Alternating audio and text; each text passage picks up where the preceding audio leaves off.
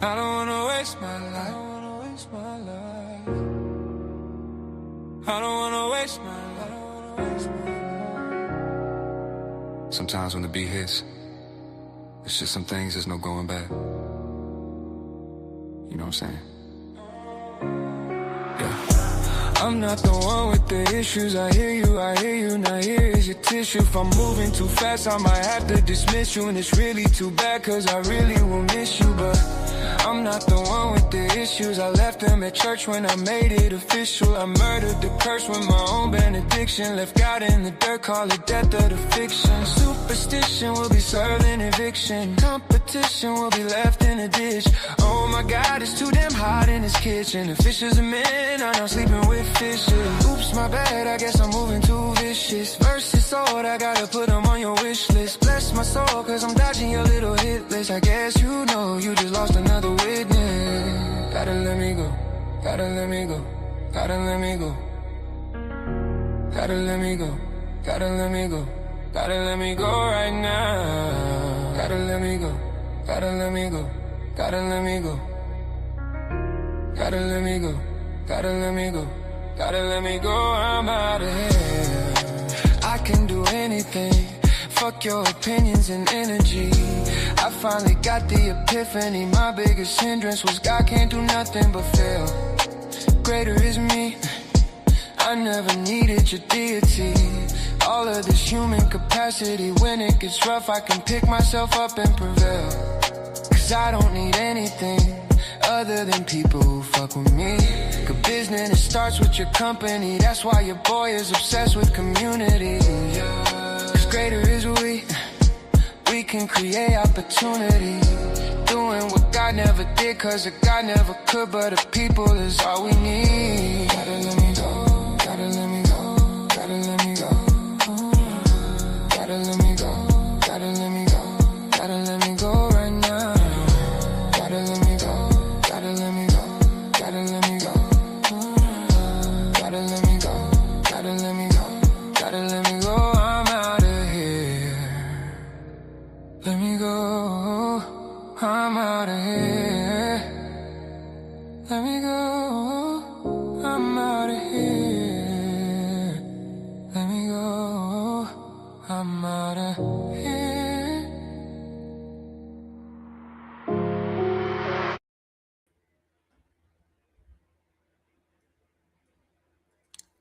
What's up, family? Welcome in. How are y'all doing today? Man, I hope y'all are feeling okay. I hope y'all are recovering from the State of the Union address if you watched it last night. How are y'all doing? Thank you for being with me on this Wednesday. Let me see here. I know I got a few announcements I need to hit. Oh, I love it. Loving the song Beautiful. Speaking of music, man. So we've been launching music and honestly, this was actually just a little project because as our community is growing, like we're global, so we're not all gathered in one place. And so like, but we do have a lot of musicians, we have a lot of people who are talented vocally, people who used to be in praise and worship and that type of arena who still want to be able to use their talents for something for some social good. And so we started writing these songs and putting these songs out here really just for our community to have a point of reference, so that we can work together later, and actually do more with the songs. But now it's just kind of become somewhat of a little hit. We got, I ain't trying to brag, but like in a month, we got 30 Spotify monthly listeners. And I'm like, oh, snap, look at there. Look at the goodness of people. Ain't that great? Isn't that grand? But yeah, this has been a wonderfully busy week. I I was supposed to be talking about connection today because we talked about that last week and I didn't finish it, and I told you I wasn't going to finish it, and I said we'd pick back up part two today. Well, apparently I lied. We're not picking up part two today, but it's actually a really good reason. We'll pick up part two next week. But like I often have conversations with my patrons because they can direct message me there. This would be a great moment to shamelessly plug my patron. Like if you would like to become a financial supporter of the channel, that's one of the ways you can do it. If you want to become a financial supporter of the community, you can go to bridgecity.app/give. So there's a lot of really things there. But I got to talk a little bit with I got to talk a little bit with one of my patrons over this week because they can direct message me there, and we were talking. And man, what's up, Charlie B? Charlie saw music. um, and so I had a patron who shared with me their deconstruction story, and it's so much aligned with mine. I mean, it wasn't 100% parallel, but there was so much of it that reminded me of my story that I actually kind of wanted to share a little bit from it, and we'll just kind of have that conversation all together today. And so today will be a little more casual. It'll be a little less structured. I'm going to be a lot more attentive to the chat. At least I'm saying that now, but my neurospicy might kick in. And so, hey, so judge me by my heart. My heart is to be more attentive to the chat today. But I really wanted to have this more casual conversation about deconstruction, and especially, well, let's put these two together: deconstruction and deconversion. Walking through that process, what it looks like, and so yeah. I am a little tired. I don't know if y'all can tell, but man, this has been one of the busiest weeks of my life. Now, for those of you who know, not only do I do this, I'm also a father and a husband, and two of my kids decided to do soccer and track at the same time. Both of them are doing both sports, and so this is a very busy season. And then also, I'm on the hunt for DLDD World Group for that side of the house. I'm on the hunt for a head of sales. At this moment, we have like 150 plus products out there, and things are passively going. And I just kind of realized that it's time to get operationally functional. And so we're doing interviews and stuff this week, and we had to build out our talent acquisition process, and that's a whole nother thing. And then tonight on the global campus for Bridge City, we're having our first new member house party. And so for all you Bridge City folk out there, I hope we're going to see you tonight. We're going to play some games. You got to bring the food and the drinks, but we'll bring the games. And so it's been a long week already, and it's just Wednesday, ain't it? And then not only that, like, we're starting a new series Sunday called The Greater Gospel, and y'all ain't ready. I'm telling you now, y'all ain't ready for that one. It's going to be cold-blooded. And then we're doing a Q&A with our core team on the global campus next week as well. And we have movie night coming up this Sunday night, which we're kind of doing somewhat of a deviation for this movie night. We've been doing funny movie nights so far. We did Dogma, we did Idiocracy. We opened up our first movie night was with a documentary. And so this movie night will be the documentary of Good Trouble. It's going to be hosted by one of the people on our core team, Bob Swanson. And so I'm really looking forward to that. So a lot of things going on this side of the planet. What's going on in your world, y'all? Talk to me. Tell me what's going on where you are. Can I get a hell yeah out there, a jalapeno or a habanero? Hope you guys. Oh yes, man. It's a wonderful new. Well, it's a wonderful new world out here of different technologies and opportunities. So yeah, let's talk about deconstruction. Why did you walk away from Jesus? Why did you walk away from the church? And I plan on stopping quite a bit. I'm actually going to read a little bit of this exchange from one of my patrons. I'm not going to share their name because I didn't ask their permission, so I wouldn't want to do that. But I want to read their story, and I'll probably obscure some of the details, just so that we can all kind of have a point of reference. And I thought, I'm just going to jump in it. I'm going to jump in. I don't even need to prep it. It's already too good. So what we're talking about today, we're just going to have this conversation for those of you that are coming in a little late. Today, we're talking about deconstruction and deconversion, and ultimately what that journey looks like for different people. As I said earlier, one of my patrons reached out to me and shared their deconstruction story, because that's typically like one of the first things I'm going to ask. One of the first things I ask once people do reach out to me on Patreon, as we kind of, it starts with the pleasantries and all of those good things. And then eventually, if the conversation continues to go on, I'll say, well, what led you to my channel? And nine times out of 10 is, hey, I was deconstructing, or I deconstructed a long time ago. I deconverted a long time ago. and your content brings fresh perspective, and that's really the goal. Like I don't know if you notice, my goal really isn't made to change Christians' minds. It's to help those people who are straddling the fence and the people who are already over the fence. It's to help them navigate and find life, and to kind of really reorient themselves, and not feel like they're crazy or that they've lost their mind because they're rethinking this handed down fairy tale that all of us have had to deal with. All right, so let's jump in. It's I'm a white Gen X woman. See, white people watch me too. See there? I'm a white Gen X. Did I say white woman twice? I think I did. Uh, love your heart and mission since deconstructed, and I'm looking for like-minded people here to work with to create a community outside of all the dogma. Love your content. That's absolutely beautiful. Was born in a Jehovah's Witness worst doomsday cult ever. All nonsense and full of lies. So glad I left. Oh man. Honestly, the day that I realized that I was an atheist, like I didn't necessarily go through an angry atheist phase.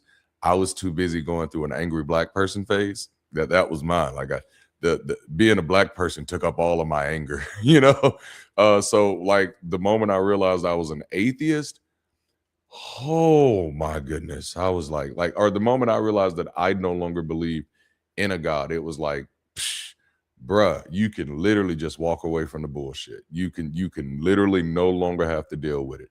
Recovering Pentecostal here. Wow. Have been loving the content for almost a year now. Man, that's amazing. That is beautiful. I also come from the Pentecostal background. Shout out about Sataya. Yeah, I was all up in there. I love. Oh man, y'all don't want to get me started. Y'all don't want to get me started. Okay, so we got a white Gen X woman born into a conservative but not highly rigid Southern Baptist family in the Deep South. Made her profession of faith when she was baptized at 10, but it was around 12 to 13 when she began studying the Bible on her own in earnest, and she wanted to understand God's will for her life. And that was like that got me into the story. Like you had my interest, now you have my curiosity, right? Like that immediately drew me in, because that was very similar to me. I was born into I would say my family is pretty much they're conservative Democrats. Like you don't get it when you're still in the faith. Like the lines of conservative and liberal or progressive are very like direct before, but then like after you kind of deconstruct and you deconstruct more and more of the world around you, it's like, damn, I don't even know what these words mean anymore. Like what? Whew, Jesus, like it's bad. It's bad. You see what I did there? Um, but but my parents, or my family rather, I went through an angry white person phase. See, Dutch Reformed X here. Hey, I get it. I get it. But my family was definitely more on the conservative side when I think of it, as a person who definitely considers myself more forward thinking, more progressive. Because my family, they were Christians, but kind of like she describes hers, they weren't rigid, but they were Christians. Like they were committing all of the sins. You know what I'm saying? But they were still going to church, like every now and then. Devout Christian, loved God. One day I was at work and something stopped adding up. Why does God need me to serve him? I realized then that Christian heaven was a creepy place. Heaven is a very creepy place. It's incredibly creepy. Like there's even a point when they're talking about it where you're in God's mouth. And I'm like, why would I be in God's mouth? It says you got to be hot or you got to be cold. You can't be lukewarm or God is going to spit you out. And it's just like when you start thinking, like, why the hell am I in his mouth? Why am I in his mouth? And wait a minute, you said I got to be hot or cold. So if I'm really good or I'm really bad, he's still going to eat me? And so, like, really, the only way not to get eaten is to be lukewarm. I'm sorry, that was just a little neuro spicy rant. Yes, heaven is a very creepy place. Like my next recorded video that's coming out is about the book of Revelation, everything wrong with the book of Revelation. Oh my goodness. It's just odd. It's odd. I'm going to have to come over here and look at y'all's chats on my other computer. damn it, and I'm gonna have to lean. Look, these glasses, they don't work. I still gotta lean in. Man. Oh snap. There's no way I'm gonna be able to keep up with all of these chats. Y'all are on it today, man. I love it. I love it. Prayed constantly and genuinely loved God. I left because of the blatant misogyny. Yes. I just couldn't make excuses for all of the hateful rhetoric in the Bible. That is so like it's a really hard thing, right? Ultra conservative background. Man. Wow. I am glad that my content has been helpful in that way. Started questioning when I became a mother. Ooh, hell became unfathomable when I held a baby. Now let me tell you something there. Being a parent, who like now I sincerely loved God with my whole heart. I've been trying to love him in with everything within me. And then when I became a father, man, dad really started cracking a lot of that dissonance because like one of the biggest things was like, I don't want to hand my children something that doesn't work, right? So it watch this.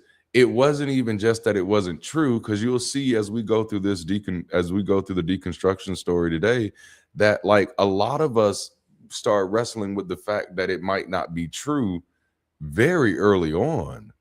So it wasn't just the fact that it might not be true, it was the fact getting my first degree in social science helped me realize like, no, this actually might not be helping. Like literally, this might be a distraction from helping. And you can see that very clearly in many communities when like you got a problem like gun violence in the community. And the legitimate solution is we need to put prayer back in schools. Like that's a problem. And then I'm also looking at families fall apart who are trying to operate by this stuff. And I'm like, I don't want to give my children something that's not working. I believe in God, but I don't know why Jesus actually had to die for a creation. It's like me creating a car that I have to off my son to start. Right. Like there's so many loopholes here. It's like, wait, what? Like that's one of the things that's one of the things that I really do try to help people realize when dealing with the story of Christianity in particular. Like the logic is so circular that it doesn't have a reasonable foundation in the first place. Like someone asked me like, well, what if Jesus really did rise from the dead? And I'm like, well, number one, I can't make that leap. Like I can only play that game in fiction. You know what I'm saying? I can only play that game in fiction. But then like, even if it did, that still wouldn't prove he was God.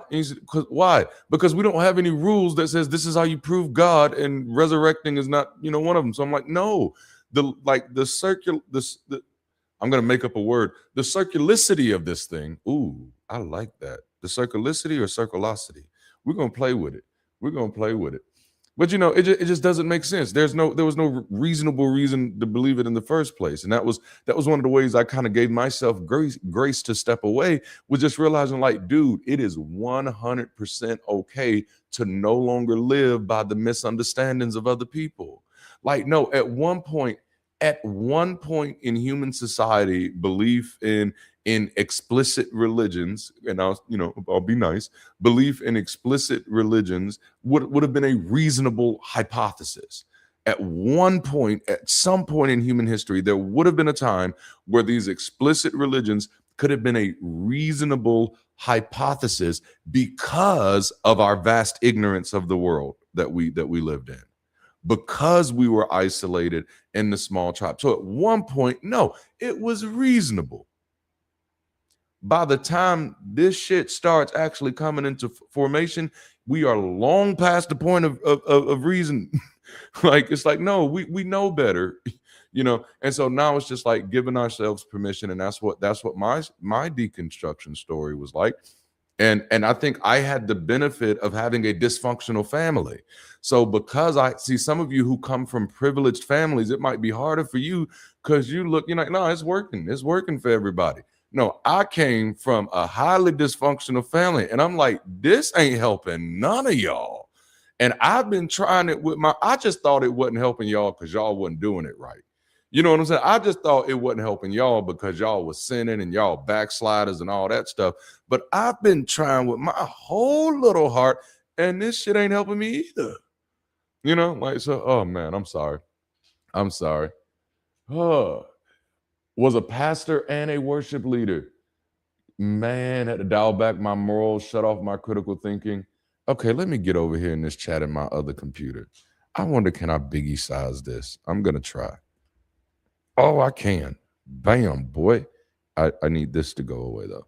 All right, y'all hearing me talk to myself. I'm sorry.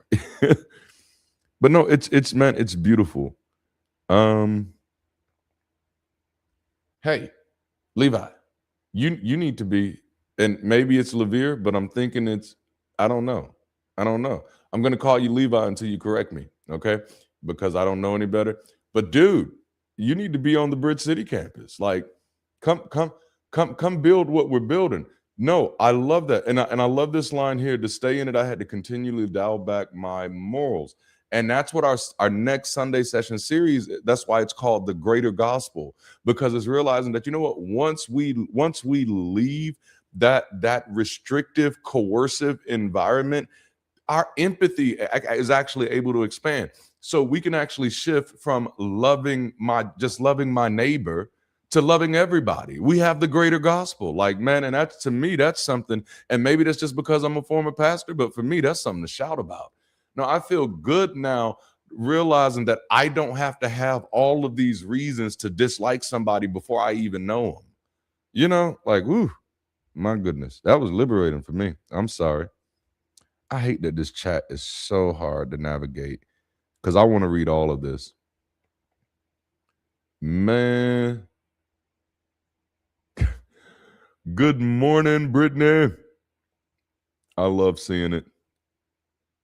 Yeah, it's outdated modes of reality. Like, at one point, some of these things were reasonable to think when you did not know any better. And that's what became scary for me, is realizing, like, bro, okay, we live in like we don't know better when we actually do, and we've actually known better for a long time. So like, this is the longest cosplay ever. It's time to end the game. Where is Jigsaw when you need him to send a little doll out and say game over? Like, because at this moment, like, damn, how much longer is this game gonna run? We playing pretend for way too long. You know, I'm sorry, y'all conversation got good. Oh, I love this. Someone said, you left because you obviously like to get high. You are a faker who hates on Christianity from a platform of total ignorance, dressed up in the rhetorical clothing of reason.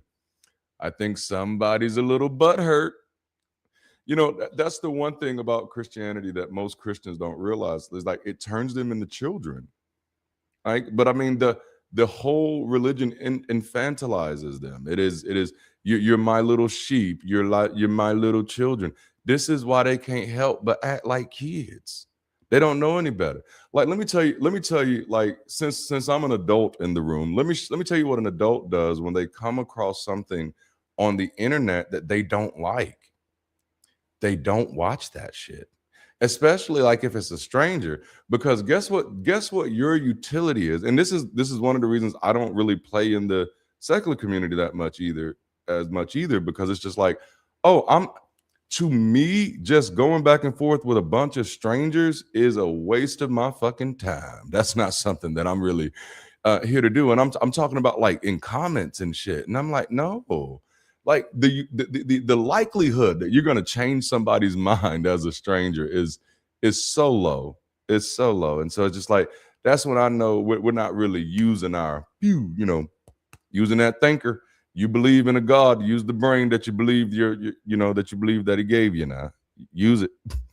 Use it and lose it. Oh man. Wow, the God's Plan video. And you know what? That one didn't even get a lot of likes. The God Plan video didn't get a lot of love, but it was very important to me. And so I'm glad that it helped somebody else out.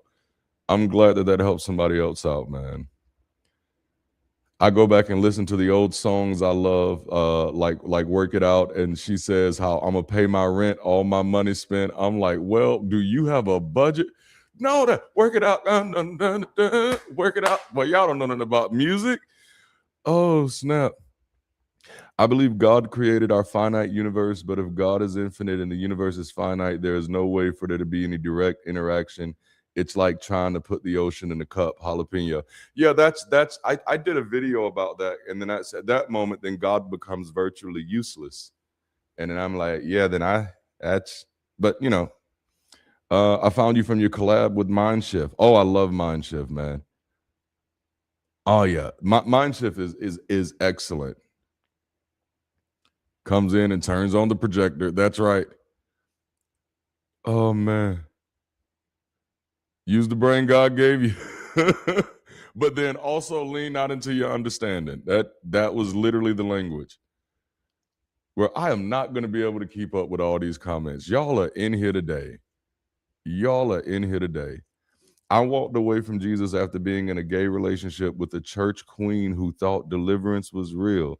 Deliverance never happened, so he wanted to be, wow, accountability partners. That's, oh, wow. Like that, because that happens. Well, that type of relationship happens so much. I've seen it a lot in the Black church. And so, like, I'm glad to see that that's one of the things that led to the deconstruction and deconversion. Because, like, at some point, like, I don't know, what the hell am I doing? I'm not about to be playing this game now. Like, look, I love that. I love that. Man. Oh, yeah. Yeah, that's why so much of my content is focused on critical thinking. I get punished for it sometimes, but I'm like, I don't care. That's the message. Like we need, like, it ain't, because it's not just about religion. It's about the way we're approaching, like the mess we're in the US is definitely correlated to our lack of critical thinking, our lack of depth in thinking, our lack of nuance in thinking, our lack of recognizing, acknowledging, or having any type of awareness of what we don't know, of being able to say, oh no, I don't know that. Like, it's people who are not aware of what they don't know who can be convinced of anything easily. Because if you're not aware of what you don't know, then you just believe everybody. And like, no, I don't know enough to believe you. I don't know enough about the subject to believe you. I don't even know why you're talking to me about the subject. I'm that type of person. That type of person. Man. Oh, yeah. Oh, Greek language. I've had my Strong's Concordance since I was like 11 years old. I don't have it anymore. I don't even think we have a Bible in the house now. I don't think we have a Bible in the house now. Which is, like, I don't think we threw them away. Like, I don't never remember going through a period of like, let me burn all my Bibles. I'm not really a book burner. Like, now, if you do one of those things where you bring something down, throw it in the bonfire, I'm not against that. But like I'm not a book burner per se. So I don't know how, but the Bibles just disappeared. All of the Bibles in our house went away. All of the Bibles went away. All right, so let's get back to this deconstruction story. So what this person had in common with me is that she gets saved at a very young age, made a profession of faith, was baptized at 10. It was around 12 to 13 when she began studying the Bible on her own in earnest. And what she wanted to understand was what God's will was for her life. And that was me at 12 and 13. I wanted to understand what God's will was for my life. And it's funny because I was less impressed or persuaded by the baptism aspect. So like baptism didn't really mean much to me. And I guess that's because I got baptized as a Baptist, at a little, I think, what was that? Damn it. What's the name of that church? Can't even remember it right now. Every name that's coming to my head. Bertishaw Baptist Church. Resist the devil and he will flee. Right, Bible. Okay, I'm out. Right? Look at there. I love that. That was too smart. That was too smart. And so I was definitely like trying to I want to know what God's will for my life was. I went through the phase where I got baptized at the little Baptist church at Bertie Shaw, and the only reason I got baptized is because I wanted to be in the water. Like I'm like, oh, we get to be in the water. You know, you kid and water. You live in the South. It's hot. These churches don't have air conditioners. The baptism pools seem to be like the best place to be at that time. But it was after I got saved, which I remember, for those of you who've been following me for a while, I got saved in a little Pentecostal holiness church. It was called Bible Way Church of Our Lord Jesus Christ. And then I got filled with the Holy Ghost with the evidence of speaking in tongues at a little storefront church around the corner. And I was just walking by and it said, sound like they having church in there. And I didn't even know churches existed in business places back then. And so I went in there, I was like, man, they having church and somebody's prophesying and praying over people. Their fingernails look really dirty, but I guess they know what they're doing. But that's the night I got filled with the Holy Ghost, with the evidence of speaking in tongues, as they would say back then. And then, of course, that made me somewhat of a phenomenon, because the black churches hadn't got on to the early bird special yet. Like, what I had realized is that many of the white churches in my city, they already had young people speaking in tongues. It was like a regular thing for them. I'm like, damn, y'all got 7-year-olds in here speaking in tongues. Not at damn sure wasn't gonna happen at Bertie Shaw and Church of Our Lord Jesus Christ. That's something that you do when you get older, when you get old enough to know that you pretended. You know what I'm saying? But like the other churches, they were starting them off young. So I was somewhat an anomaly in this little Pentecostal space because I was young and I spoke in tongues. And as you can tell, like the charisma I walk in today, I've been charismatic ever since I got here. That's why charismatic churches were attractive to me. But so I got filled with the Holy Ghost, and the language is, you know, God has a plan for you. You're anointed. You're called by God. What do they say? For such a time as this, have you been called? You know, and so then I'm like, oh snap! Well, if God is calling me, then I really got to figure out what His call is. And then, of course, the more you're in service, the more you're in these church services, you're being inculcated with this language that says, you know, God has a plan for your life. I know the thoughts and plans that I have for you, thoughts of good and not of evil, you know. And again, I think Brittany mentioned earlier, lean not into your own understanding. And so it's like, you know, we walk by faith and not by sight. And then I remember the story that used to get me. I think it was a story between one of the Elijahs and Gehazi, I think. And they were surrounded by military, or they were getting ready to go into battle in the military. And there was so many people on the battlefield, and the servant was like, man, bruh, I don't know how we're gonna make it. And then Elijah was like, Lord, open my servant's eyes so that he may see. And then a dude now he's seeing with his spiritual eyes. He sees that, oh, they are surrounded by an army of chariot folk from heaven and shit like that. And so I'm like, I gotta make sure I'm seeing what my spiritual eyes did. You know, I don't even know what my spiritual eyes are, but obviously if I'm not following God's plan, I'm gonna miss something. If I'm not walking if I don't find the will of God for my life, I'm gonna miss something. I can tell you for sure, for the whole time I was looking for the will of God for my life, I was losing my life. You know, I was losing it.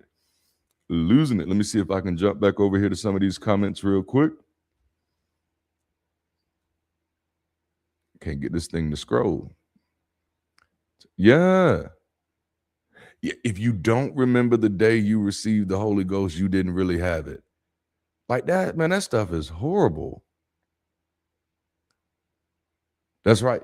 Hell is impossible if God is omnipresent. Like I remember somebody saying that, like, yeah, you know, because that's the way Christians started trying to redefine hell. They started saying, well, like, hell is just anywhere God's presence isn't.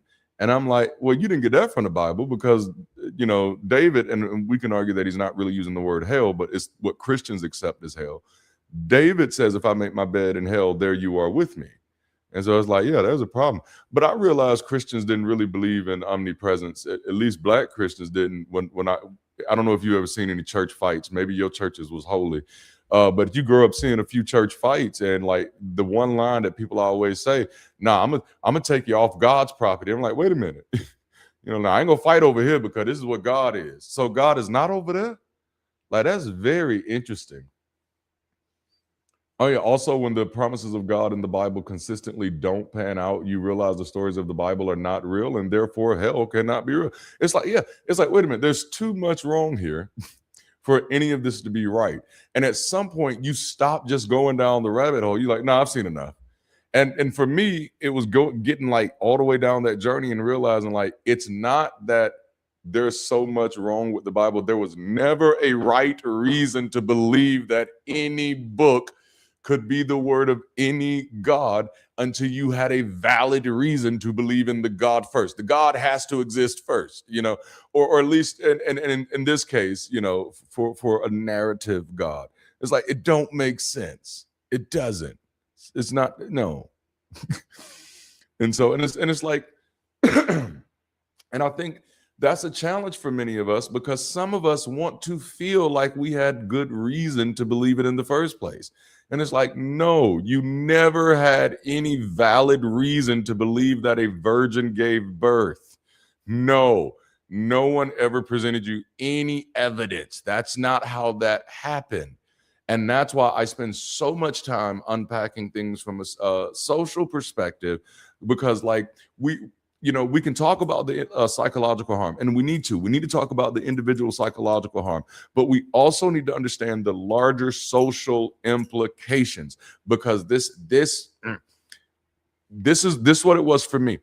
Like literally, I'm sitting down in 2014 as a pastor, coming to terms with Darante. Do you remember where you started this journey at?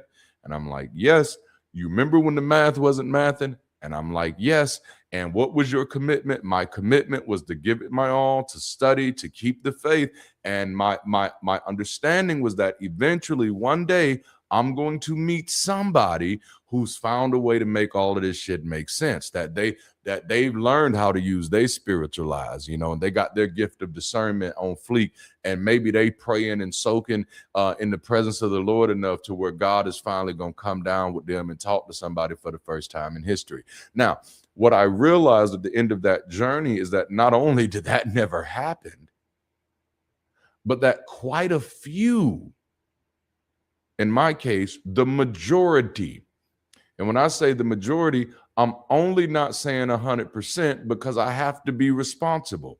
But it felt like every damn body, the majority of them had never taken the belief seriously enough to actually do any deep diving. So I was socialized into this. Grandma believed it, mama believed it, daddy believed it, whatever. Society around me kind of believes it. And then I've read the Bible, and that's it. For many, that was the depth. I've read the Bible and Bible adjacent literature. And then I realized, like, whoa. Does nobody not see the problem here? Here it is. You're attaching yourself to an ideology that you believe is the most important ideology in the entire world. You believe this thing is worth what you consider your eternal soul. You believe this with your whole heart. You say that this is 100% true, and yet you've never even done the research. We have a greater problem here. This is not just a sign of bad faith.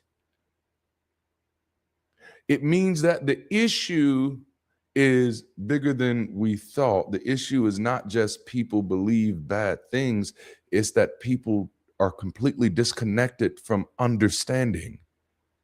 That people are compartmentalizing understanding. And again, that doesn't stop at religion. And if we think it does, then we're part of the problem. The same thing that makes a person accept a religion as true without ever actually investigating the religion. And that's how most people accept religion. No one who became a Christian properly investigated it first. But now we're in a society where anything can be said on a screen.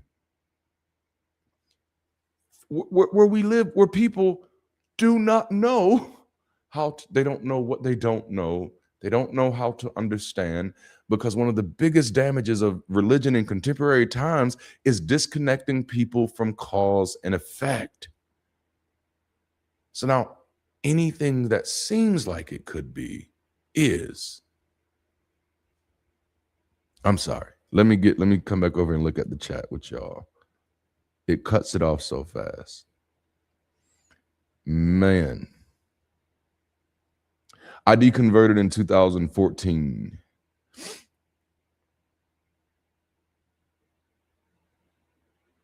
Like over the years, yes, the devil made me do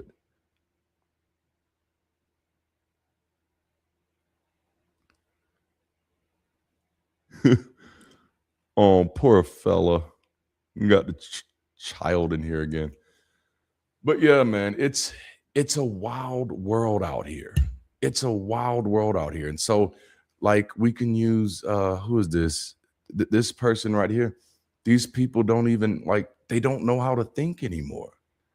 And that's when I start realizing, like, dang, bro, you've been seeing this for a while. So many of you know, like, one of my earlier videos, for me, it was getting up from the children's table. That's what leaving Christianity felt like for me, is getting away from the children's table, getting up, saying, nope, I don't have to play this anymore. I don't have to do this anymore.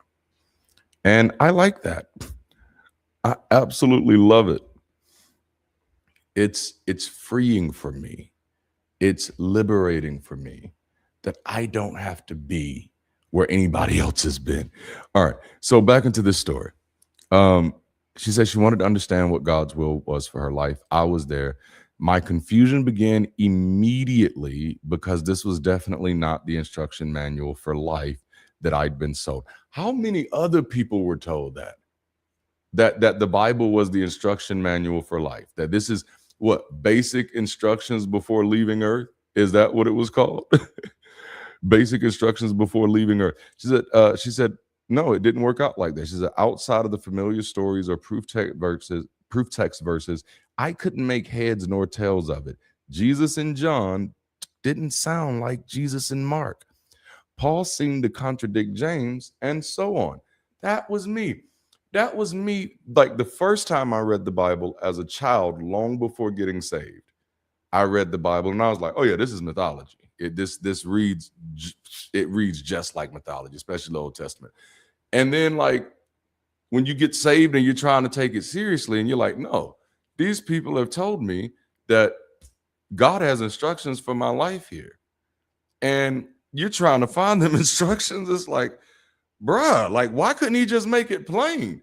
Why do I have to learn about how many people got their foreskins cut off to find the instructions for my life? Why do I have to read about assault over assault over assault to find instructions for my life? Man, like, no, this is wild. This is wild. Oh man, I wish that arrow worked better.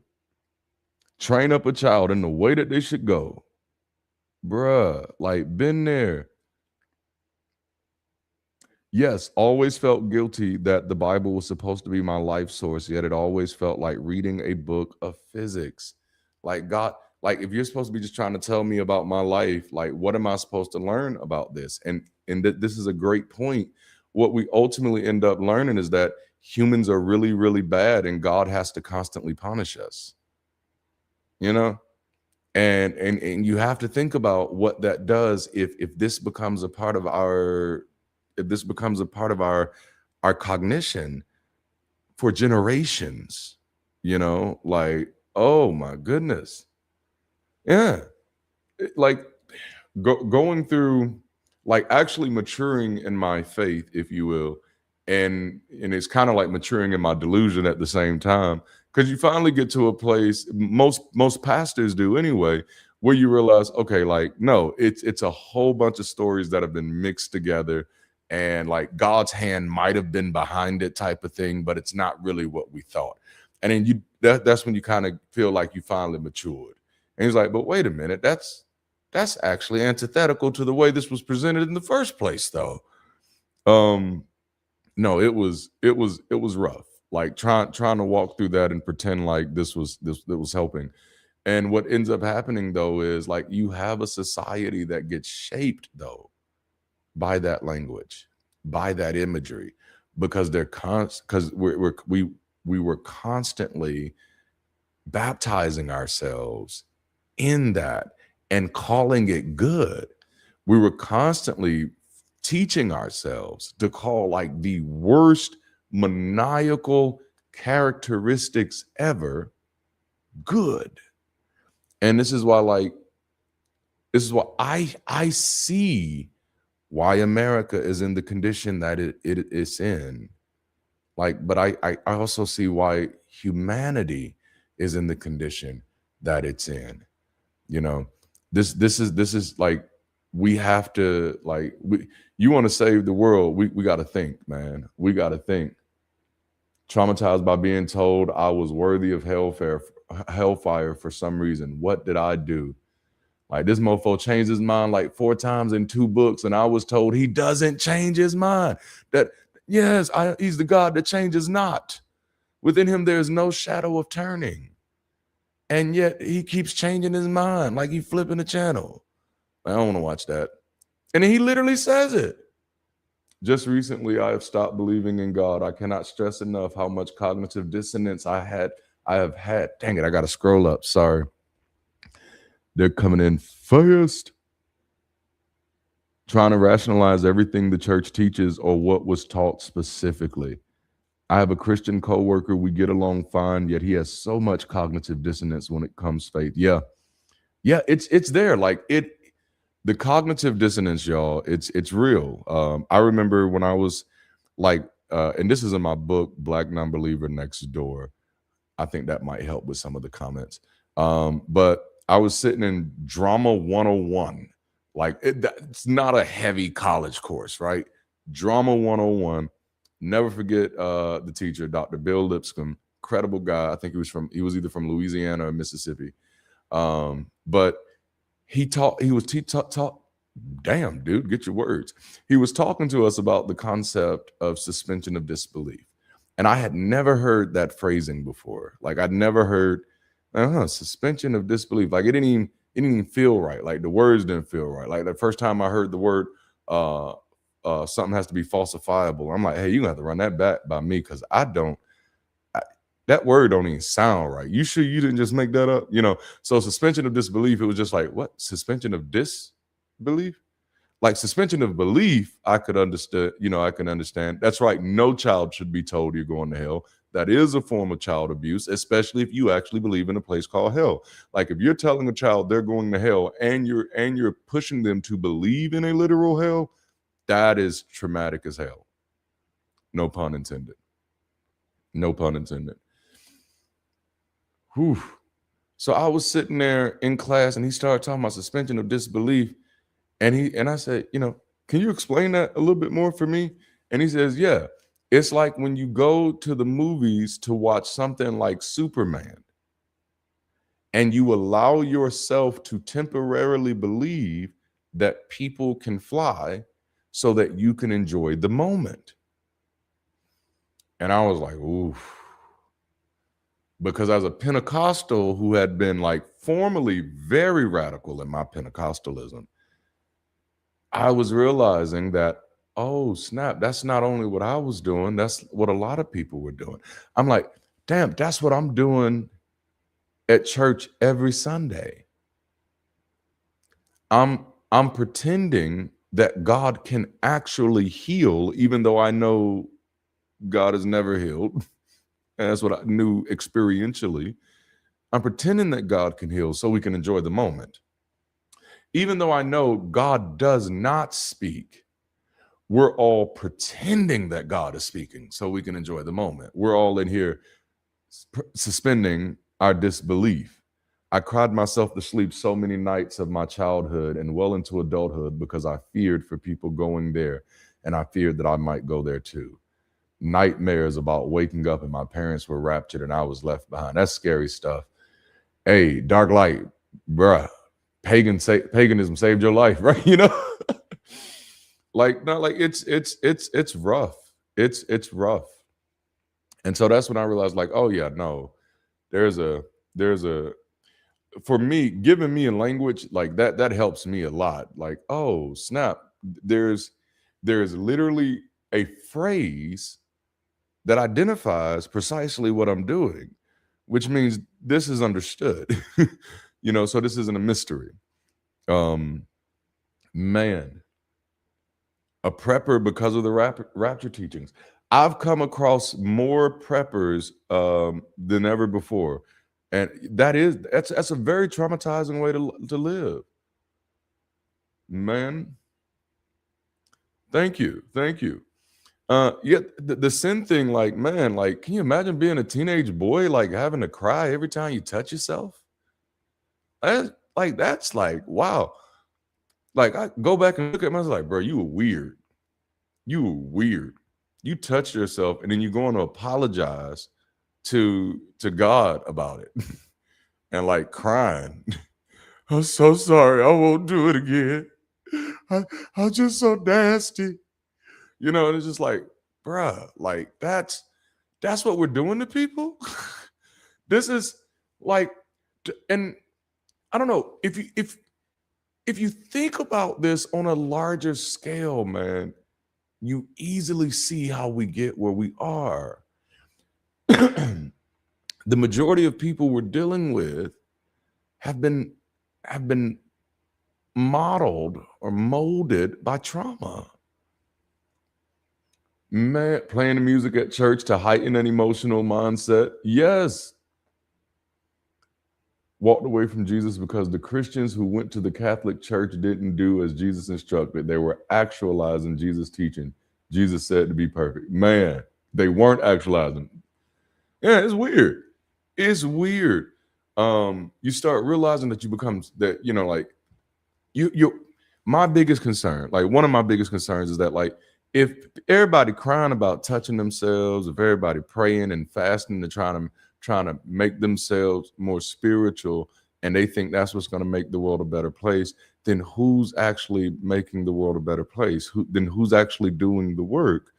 And like, that's what became scary for me. It was like, no, when you pay attention to what the fuck is going on, it is clear why the world is in the condition it's in, because 90% of us have been wasting our time on bullshit, crying about bullshit, fighting about bullshit, spending money on bullshit.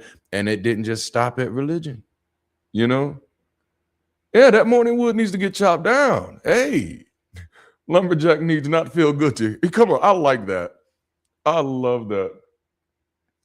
Being unworthy, unclean, begging for mercy, incredibly toxic.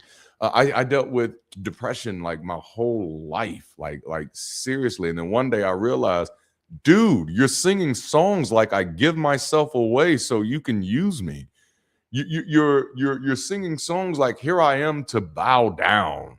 You're singing songs like, like, dude, you're literally singing, I must decrease so that he must increase. You're singing, I'm nothing without you. You have not fed yourself.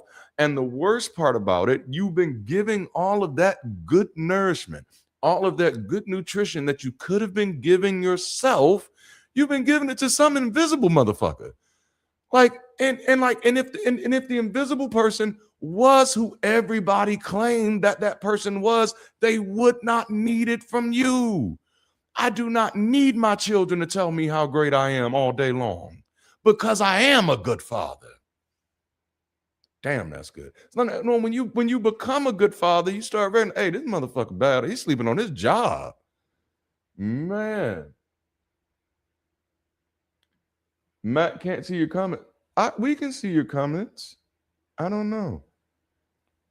Religious teaching have an interest in putting the church or clergy as intermediaries to the good, as it gives them authority. That is why I think so many think, things that feel good are shamed. Absolutely.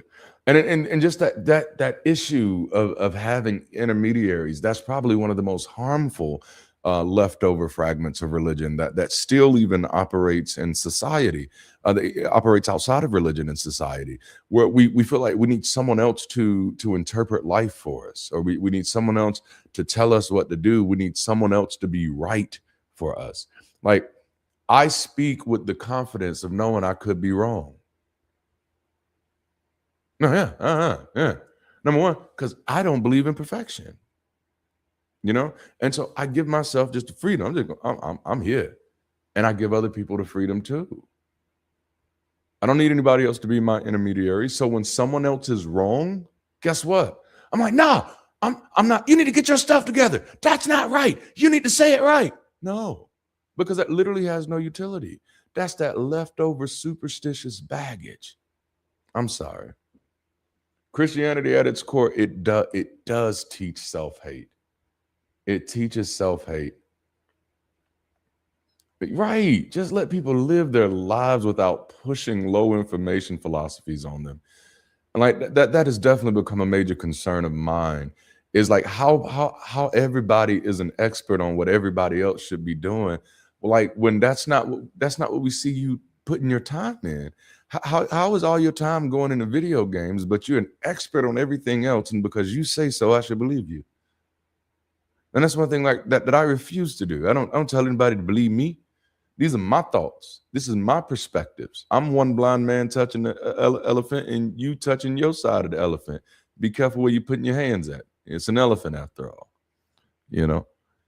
But like, okay. I don't know if we're gonna get through this letter, y'all. I don't know if we're gonna get through this whole email. Yeah.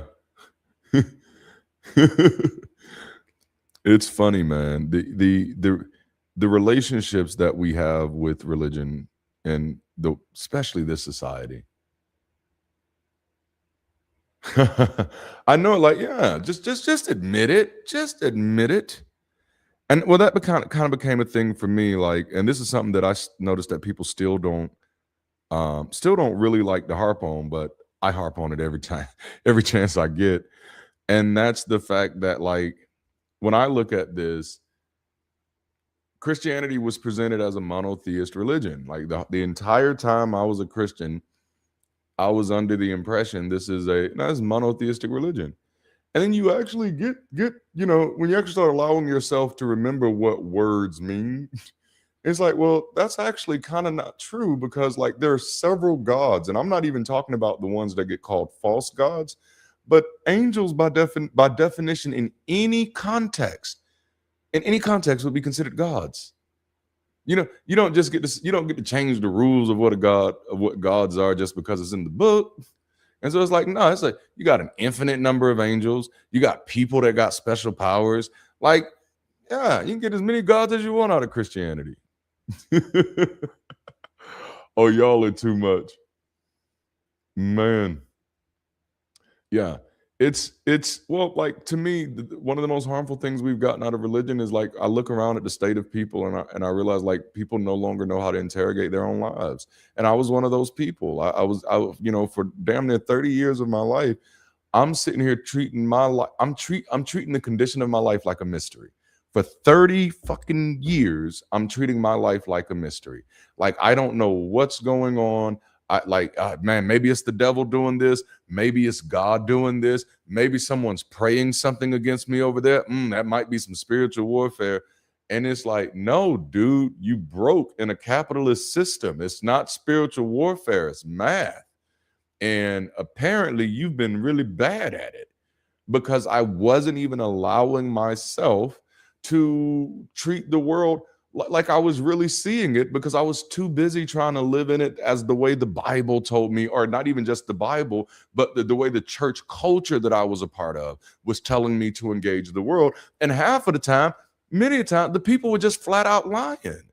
Like, and that's the thing that really, like, pissed me the fuck off, was finding out how many people were flat out lying. Now, it pissed me off then. I understand today, but no, there's so many people in Christianity are flat out liars. They're not even always trying to lie. It's performative pressure. That's what happens when you put people in that type of environment. But you got people who are telling others that God did something miraculously in their life. Like, for example, someone gives this testimony that we didn't know how we were going to pay our bills. And number one, that's not a flex. Why is that something everybody's saying every damn Sunday? We have a problem. But no, someone comes and say, we don't know how we were going to pay our bills. And out of nowhere, God just covered everything, but didn't tell the part about them calling every fucking person in their family begging for money. And I'm like, so you got somebody out there listening in a similar situation. And it's like, see that? No, God is going to provide, baby. Did you hear what Sister JoJo just said? She prayed, and God made a way. And then ended the testimony and say, y'all don't you depend on man. God is the only one you need to depend on. Just flat out lying. And then somebody's out there sitting out there hearing you tell that lie and thinking it's the truth, and then neglecting to do what they're supposed to be doing in their own lives. You know? Yes. Probably exists. Yes. Like it's mind-blowing. I knew pastors who would claim to know things prophetically, but they're getting the information from a gossip circle. You know, some of these churches got entire gossip networks running through them. People know how to get the information to the pastor so he can look like he prophesying on Sunday morning, like he hearing from the Lord. Sister Mary, the Lord just spoke to me, your son. I see handcuffs. The Lord is showing me in the spirit. I see red and blue lights and handcuffs. What happened this weekend? You know? And it's like, what? Why does God need our money, but the devil doesn't? That is such a great, that should have been in a George Carlin skit. Man. Yeah, easily make up some stories about Ben. It is absolutely abuse. It is absolutely abuse. It is negligent, and it disconnects people from cause and effect. And y'all are going to hear me say that probably to the day that I die, because it's probably the greatest crisis of humanity right now, is that we're not connected to the how of anything anymore. You know? Someone can tell us why, and we don't even know how. You know, like that. We're disconnected from that cause and effect. Man, at best, Jesus was a human being who died and is now long dead and rotten. Literally, that's the best. That's the best that story gets to. And it's like that. That's where you finally just realize, like, yeah, I think I'm done. Man.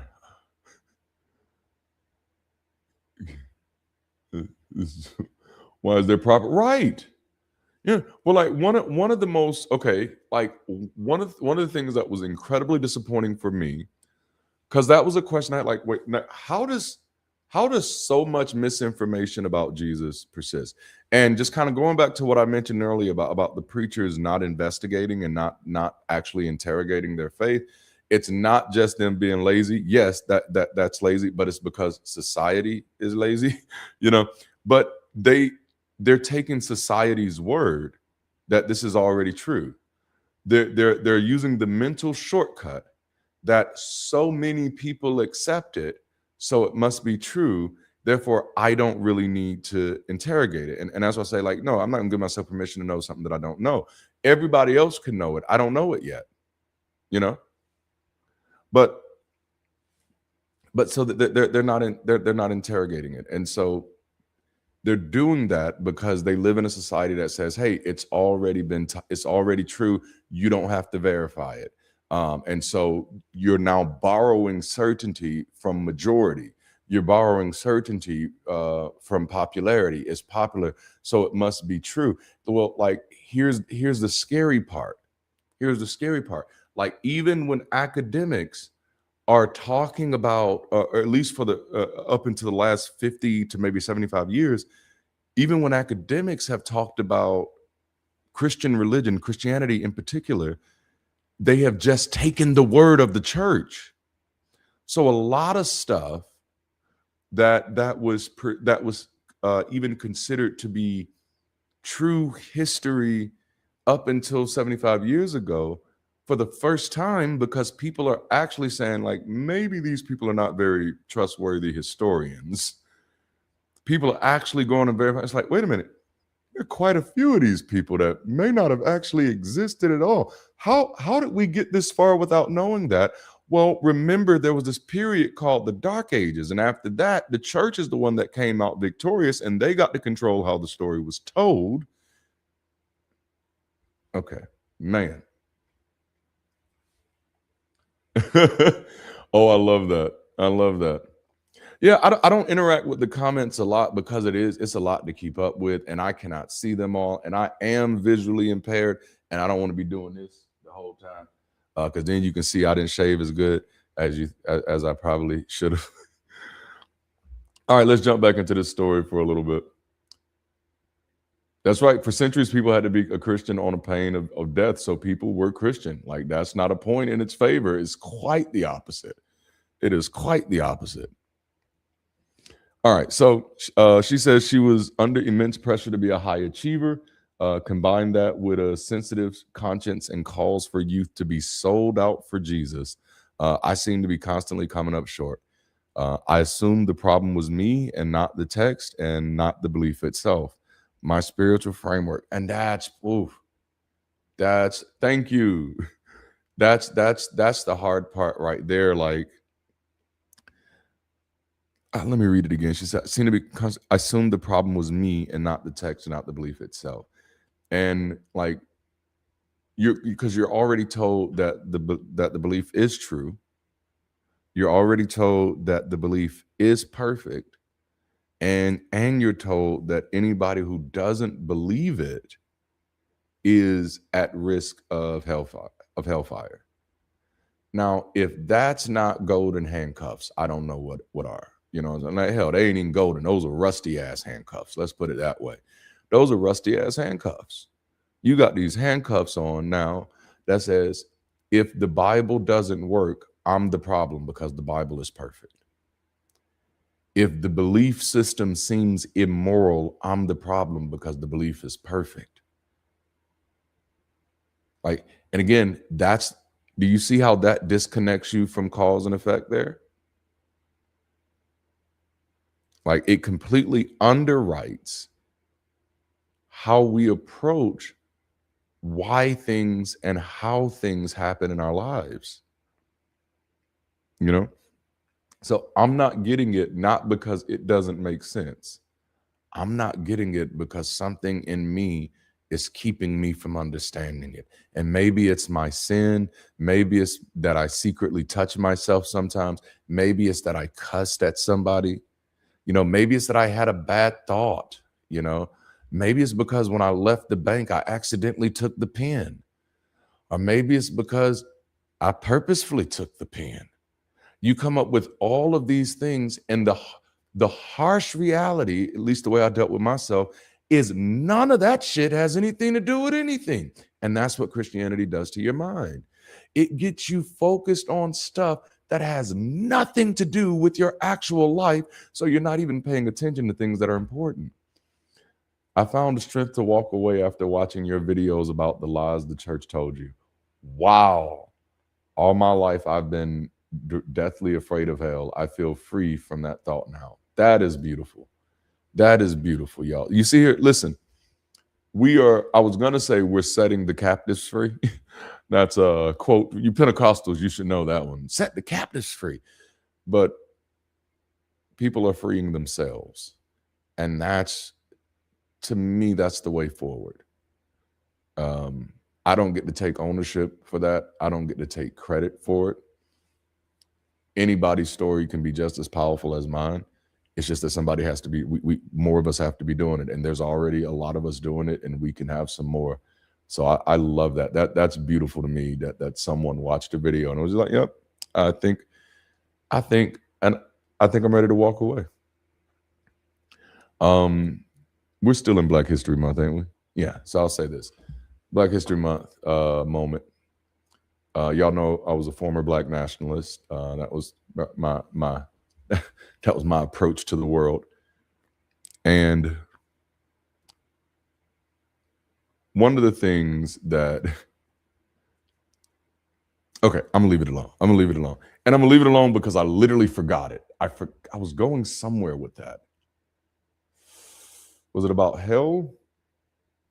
A bunch of great Black revolutionaries out there, man. Oh man, we have such a beautiful history. It was something about, was it about hell? Damn it. I don't know. My wife just got finished reading Asada's book, which I think she's going to talk about it on her channel. Frederick Douglass was like one of my favorite characters. Whew, dang it. I wish I knew where I was going with that. I wish I could remember where I was going away from that thought. I had to walk away from it all. I was depressed and increasingly mentally disillusioned. Among other things, I was dealing with spiritual abuse from my last church. I feel better now that I left. Yeah, that was like, I put up with so much abuse in my life. Oh my goodness, it was horrible. Was never that deep in Jeebus, just here to get a better tool set to help others get free. I love that. I love that. And that's the thing. Like I love when that's the approach. Like, let's help other people get free. There it is. Now I know where we're going. You cannot free slaves. That's where I was going. Cannot free slaves. If you're freeing slaves, you're still treating people like slaves. Okay. You know. I've always had a love-hate relationship with Farrakhan because of his relationship with Malcolm, and his relationship with Khalid Abdul, I think. Yeah. But no, like, and so I don't like to think of our work as freeing slaves or liberating slaves. I like to think of our work as helping people rediscover their humanity. And I'm a firm believer. Just a heads up, some comments are being blocked. You may want to review your city. I wonder why are comments being blocked? That is so weird. It's supposed to be a free for all today. I wonder why that's happening. But yeah, dang it. Now I lost that thought. Oh man. Because now I'm really wondering, like, I wonder how that's happening. Let me come on this side. Move out of my way. Oh, and thank you for the super chat. See, it doesn't show me when it's a super chat on this side. Thank you. All right, so let me jump back over here. Maybe that other thought will come back to me. But what do you consider when you get a minute? Shoot it my way.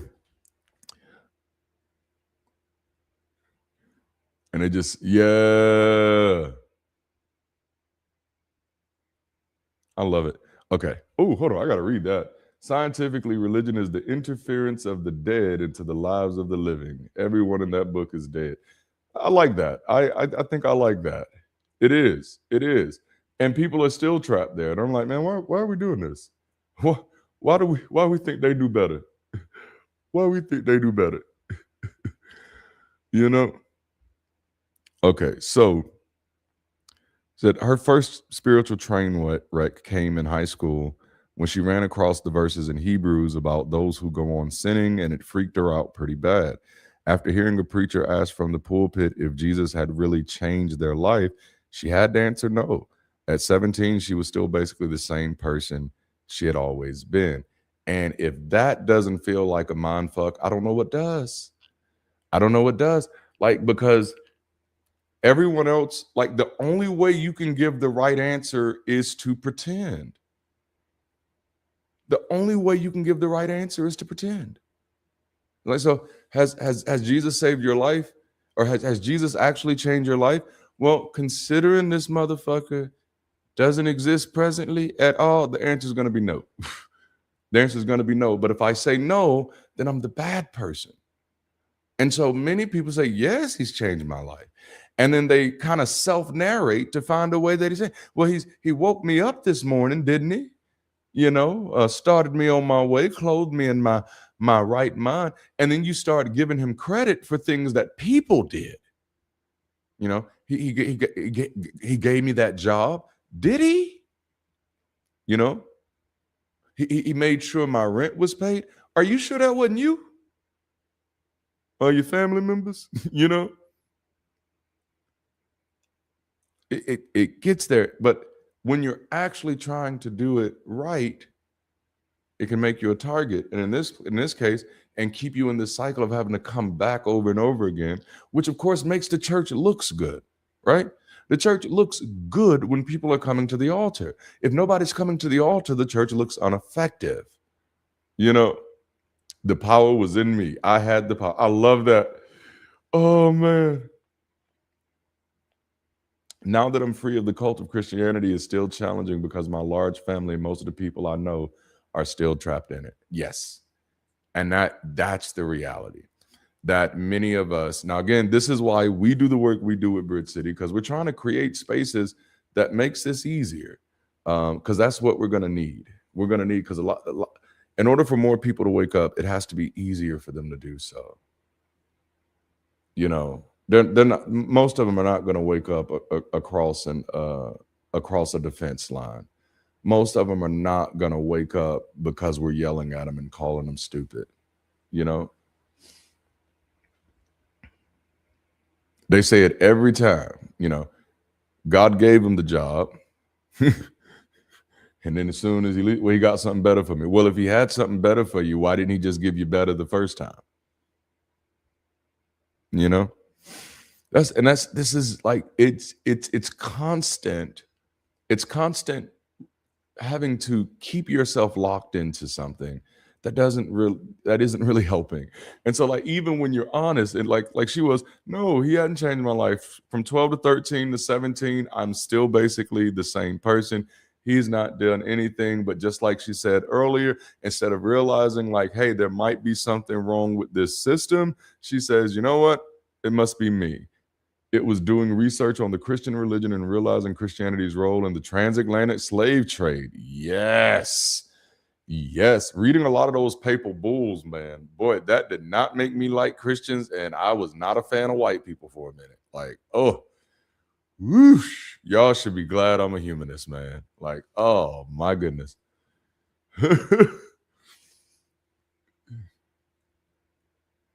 Right? Yeah, that's funny. I remember my sister got a good job one time, and I was like, Jesus did it. And she was like, no, I did that. And I was like, oh, you're going to get in trouble. Look at you now. You know, that's real. Because I was definitely like one of those people, like, glory to God. Like, all glory goes to God. All glory goes to God. You know, and that's a horrible way to live.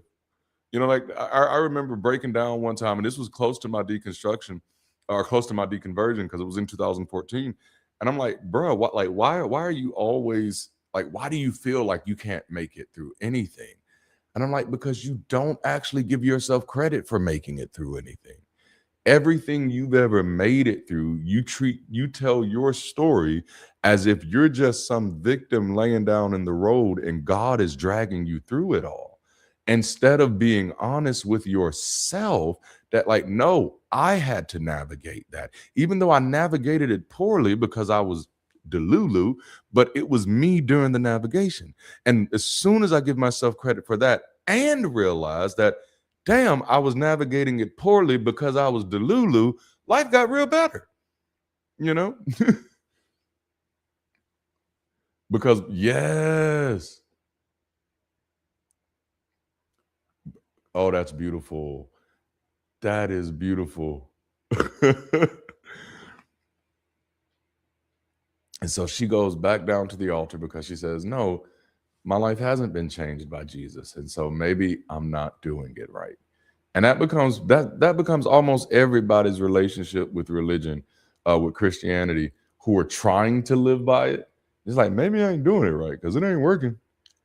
I've been paying my tithes and I'm still broke. You know, I even participated in little other offerings and stuff that they wanted me to do. Yep, still ain't nothing happened. Like no, like many young people, she says, I did a lot of altar calls and rededications. Nothing seemed to stick. So I figured I must not really be saved and God wasn't helping me out. Man. Yep. Only God did that. Only God did that. And I'm like, now that's one of the reasons, like we got a confidence crisis in a lot of communities because of religion. But like you kind of need a confidence crisis in order for people to lean on to authoritarian systems. People need to not trust themselves in order to easily trust somebody else with all their decisions. And the Bible does a really good job of kind of cultivating that viewpoint that no, I can't never know, I can't ever know enough. You know what I'm saying? Like, I'm so fragile. And then, look, I'm wicked. My heart is wicked and deceptive above all. And that's why God gives us leaders. And I'm like, no, we have to shift away from that worldview.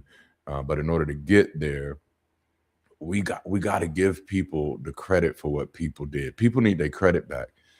This is what happens when you bankrupt society's esteem. Yep. Why can't I get the so-called free gift? Man. So she decided to leave church for a while. She then has a very bad breakup, and that breakup gets her back in church. And she spent her 20s through early 40s trying different denominations, different hermeneutics, becoming a bit of a theology wonk, always in search of the correct interpretive key that would not only help the scriptures make sense, but unlock that spiritual growth and peace I long for so dearly.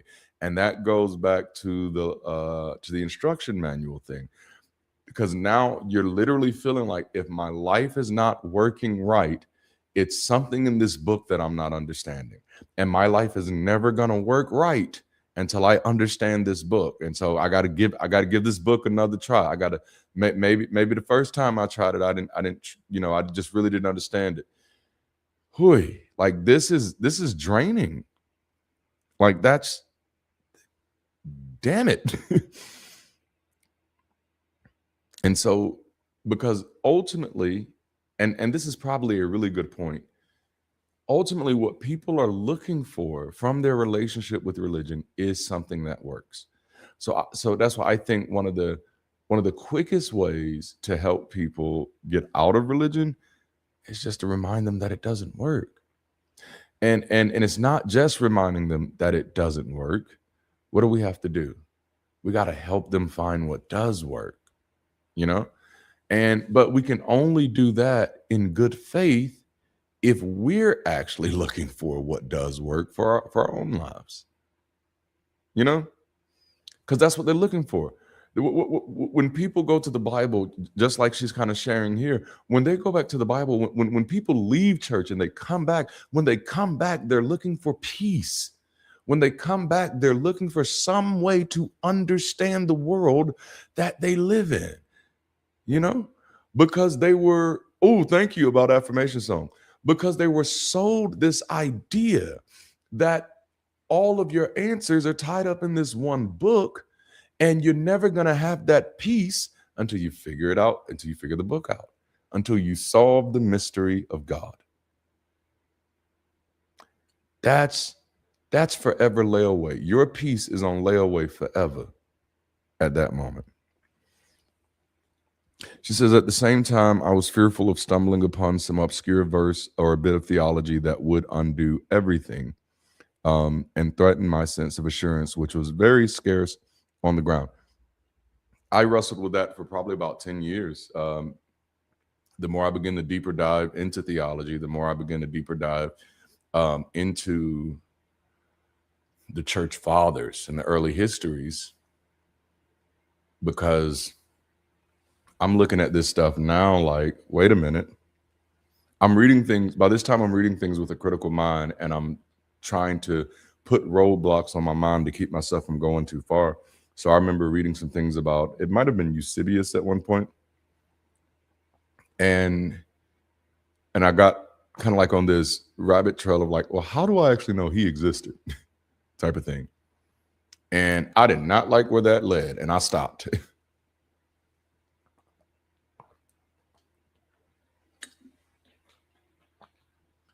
It does not encourage one to take accountability. As a matter of fact, accountability seems like condemnation. You know, I remember one day, you know, like, because people are like, you just think you better than me, don't you? You know, and that was really popular in a lot of churches I went to. Somebody was always mad at somebody for thinking they was better than them. And I remember asking myself one day, who the hell am I for somebody not to be better than me? There are plenty of people better than me at a lot of things. Like, I ain't even got time to waste. Like, why would I waste my why would I waste my time thinking about that? But that just shows you, like, church culture gets us caught up in a lot of things that are not healthy. Ooh, the addictive organization showed me the toxic dynamic between narcissists and codependents in so many churches. I have not heard of that book, but oh my goodness, I got to find it. I've got to read that now. That sounds highly intriguing. Man, any collabs in the work? None at this moment, because I'm really not leaning into the content creator model. So the majority, when I'm not making content, I'm working with Bridge City, and so you'll see a lot of stuff from the Bridge City crew. But at this moment, like, I think I don't want to say I'm done with my collab phase. Actually, I do have a podcast I'm supposed to be on next month. But yeah, supposed to be there for God, right? It's weird. And I saw somebody ask me about Bridge City. Let me come over here. Da-da-da-da. Oh, let me get this. I missed this super chat earlier. I am sorry. Besides the Bible, what book helped you get out? Ooh. Well, see, I'm really glad you asked that question, because I do see that a lot of people, for them, it was a book that helped them get out.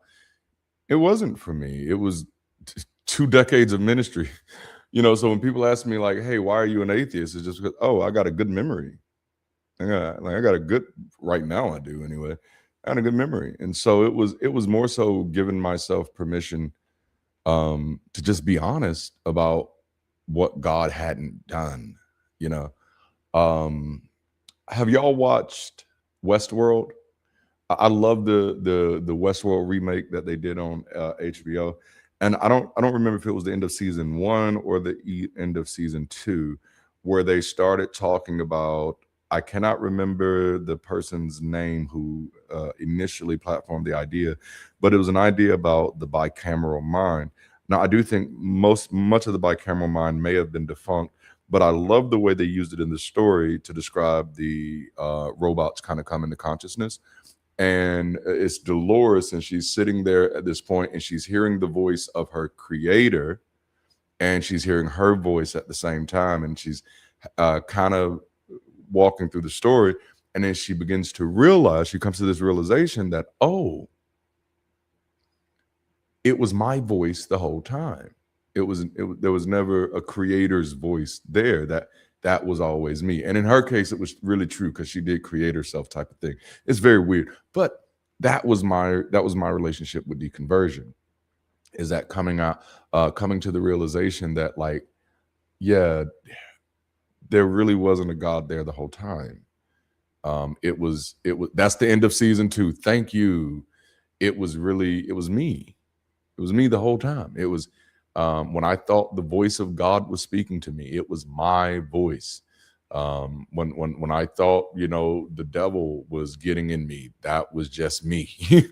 And that's one of the harmful things of especially the more evangelical styles of Christianity, is that it retrains you to the good and the bad. Yes, it retrains you to assign your internal voice to external forces. And so, like, which really, like, does a lot of damage in so many different ways. But how can you ever hold yourself truly accountable of anything if you're always under the influence of some external force? Man. Ooh, when society becomes an addict. I'm gonna have to keep this chat up so I can see all of this when I get off. Our inner voice is God, thus removing our agency and accountability. Exactly. Man, y'all are on one today. Y'all are on one. I love it. I'm gonna throw this on the screen real quick as soon as I can find it. Someone asked about the Bridge City campus, and because I am in the Sunday session studio, I think I have that link here. Yep. Oh, you can't see it. Okay, so let's do this then. Bam. QR code. So anybody that's looking for to get connected to the Bridge City Global Campus, you can hit that QR code on the screen. Was praying for answers and found that at a thrift store. Didn't make me too popular. That's funny. Oh, okay. I'll put the link back up. I just didn't know if y'all could see it through the chat or not. But it's basically bridgecity.app/hello. bridgecity.app/hello. And I won't leave it up too long because I don't want people to think I'm out here just shilling for Bridge City today, which I am. Like, I'm Bridge City's #1 fan. You know, like, I'm the founder. I should be. But like, our community is fucking awesome. We're having a new member house party tonight. I'd love to see any of you there. All right, I'm gonna go ahead and take it down. Okay. I left Jesus because that lifestyle wasn't who me, Jeremy, was. Yeah, I definitely realized that, like, man, it was me deconverting. There was a little bit of grieving, right? Because I had to admit that, bro, you've not been you.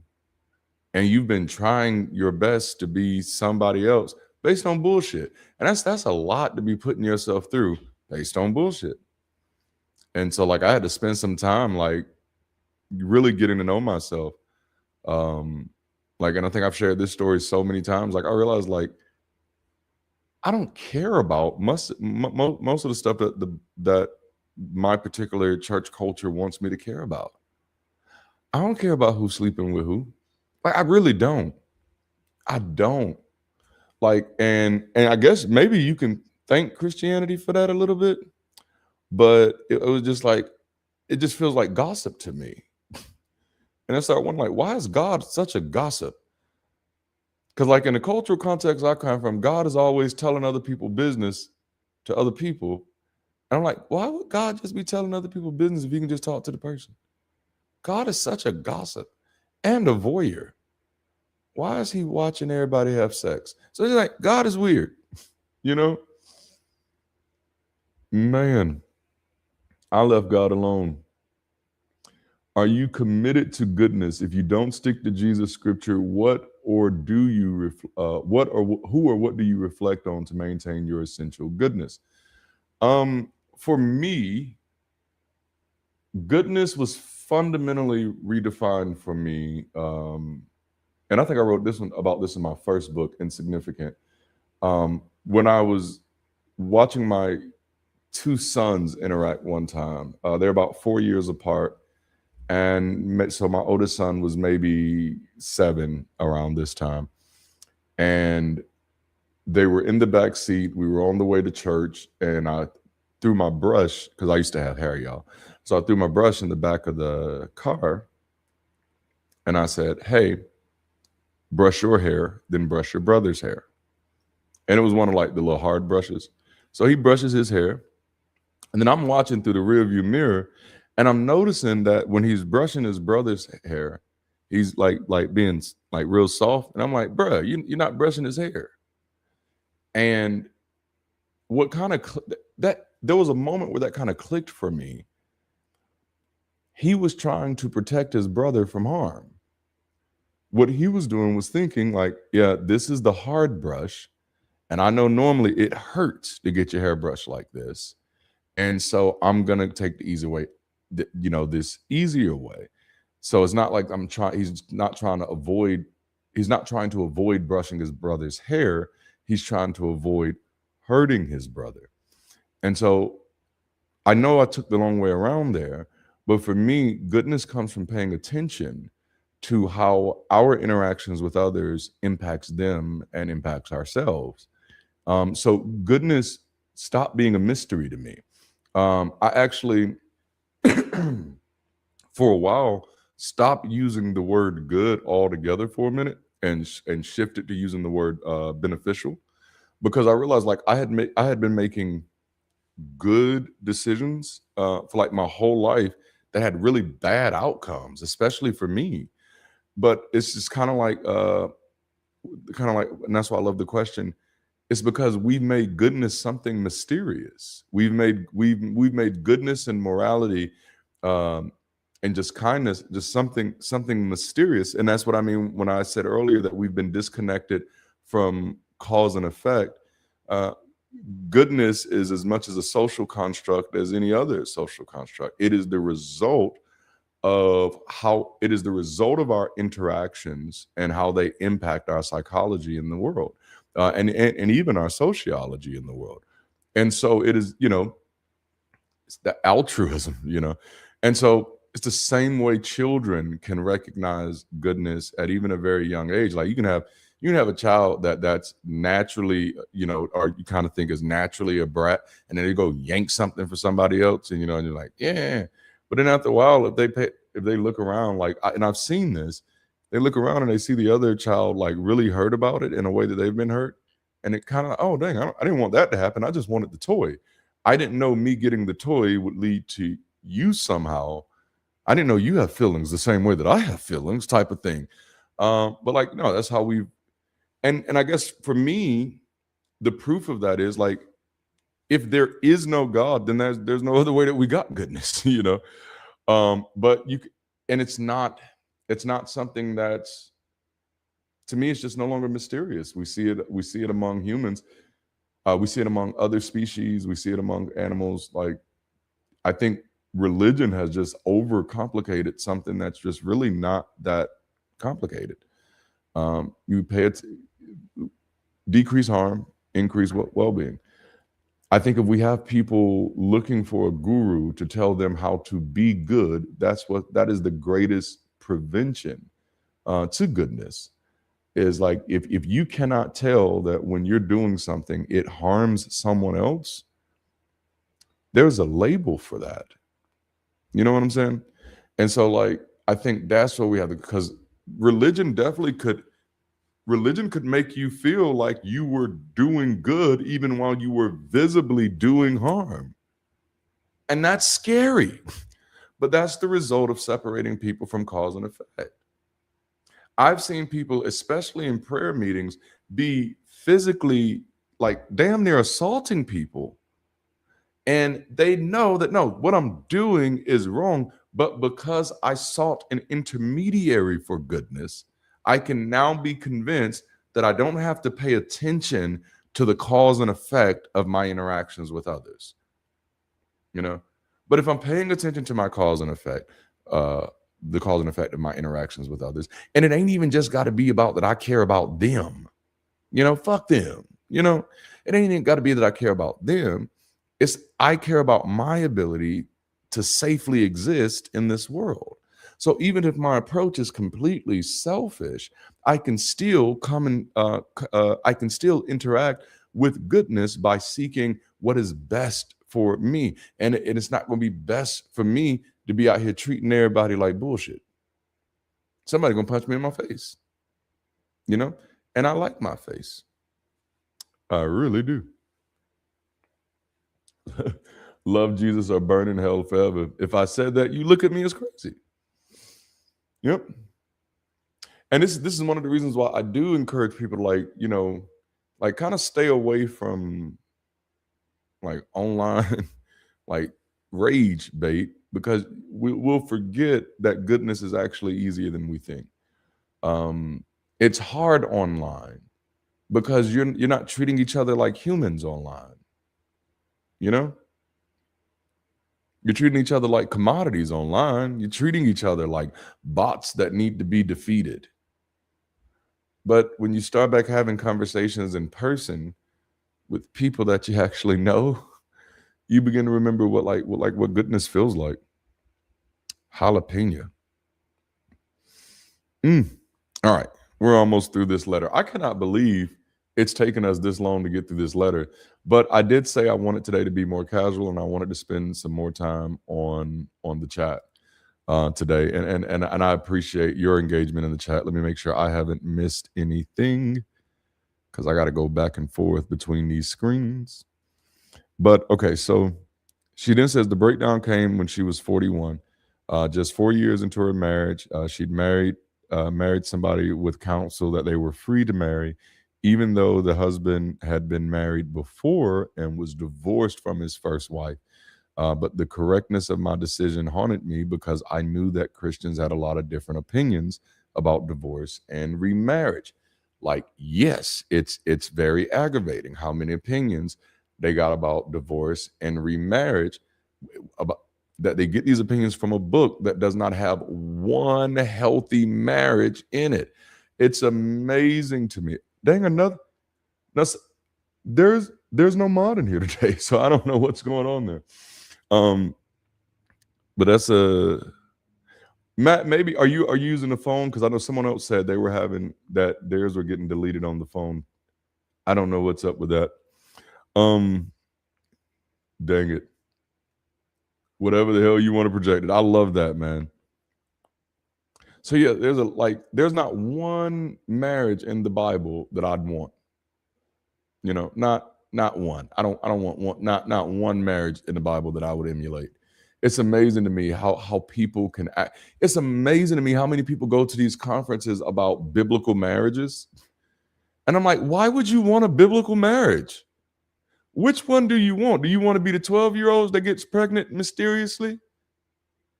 Do you want to be the sister that gets raped? Which marriage do you want? Which biblical marriage you want? Like, no, it's weird. But again, once people are disconnected from cause and effect, you can convince them of anything. No, what you want is a biblical marriage. That's what you want? You want to get turned into a pillar of salt and then for him to sleep with your daughters and pretend like they got him drunk? That's the marriage you want? I know, it's foolishness. I remember one time, and this was in my later years, and I was just reading through Paul because I was in love with Paul as a believer. That's a little homoerotic. I was in love with Paul as a believer. And then one day I'm reading him, and Paul is, just reading the Bible, because when you read the Bible, you don't read it to learn. You don't read it to understand. You read it to just, like take it in, to let it marinate in you. So you do devotional reading with the Bible. And so he says, what fellowship has light with darkness? Motherfucker, behold the sky. There's plenty of fellowship with light and darkness. And that was like one of those moments like, how did I just, sucker for poetry. Sucker for poetry. What can I say? Man, every marriage in the Bible is fucked up. Like, why would you want a biblical marriage? All right. She says, I wondered if the Holy Spirit was trying to tell me something, that perhaps our marriage wasn't legitimate in the eyes of God. Now, think about that. Okay. Think about you're literally in a relationship with somebody. And I have a video that I want to do on this subject, because there's something called silent narcissism, and we don't talk about it. But imagine being in a relationship with somebody and they never talk to you directly. So you always have to try to figure out what they're saying. You always have to try to figure out what they mean. And the thing is, they're never going to confirm whether you got it right or wrong. You just have to kind of trust based off of what happens if you got it right. And that's what she is. She says, at the point, I'm in my marriage, and I'm wondering if God is trying to tell me I did something wrong. So she's like, maybe I just made one of the biggest mistakes of my life, and God knows it. And instead of him telling me directly, he's making me have to play these guessing games. Oh, just jalapeno, habanero. Hell yeah. Oh, man. My faith started dying around when I saw both my Christian family and community hitting me both physically and emotionally when I told them the Christian community was full of poison teachings. These are the stories that I know is true, because I've seen it like in real time. I've seen prayer circles. I mean, things started breaking my heart at those early years, because I started, watching the families I've watched and then thinking about other families, like, man, there are people who disown their children because they have sex differently. That we're not doing humanity right no more. Like you disowning your children. I thought we left that kind of stuff like in the Middle Ages. Hell, damn near Stone Ages.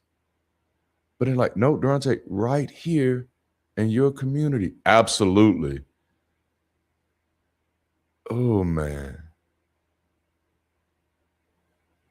If that is so true. Growth creates distance. Now I say that in relationships, bro. Growth creates distance. And ultimately that's what it is for me. Is that I want us to wake up and grow up. Because that's where the work is. And I realized, like, even when I was still in my Black nationalist days, I was an atheist then too. Because there's a lot of Black atheists in the Black nationalist scene. Because it's almost like any Black person in America who's an atheist is like, yeah, we kind of need our own thing. Because y'all might get rid of Trump this time, but it's only going to be another matter of time for y'all to get another one. This is just how y'all do things around here. No, let me stop. Okay.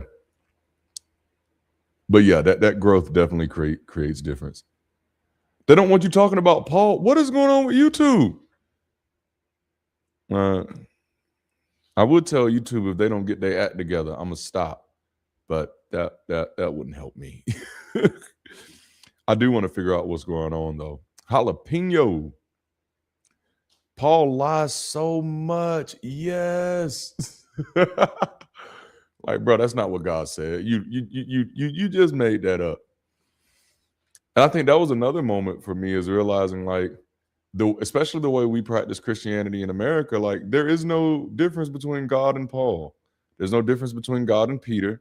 There's no difference between God and John. If John says it, it's just as good as God saying it because it's in the Word of God. If David said it to somebody, not even saying it, he just said it to somebody in the narrative, that's God saying it. And I think that was one of my first videos was about my problems with the Word of God. It was like, this is problem. 3 times to get it sent. That is messed up. I love burritos. Okay, so now you're going to make me hungry.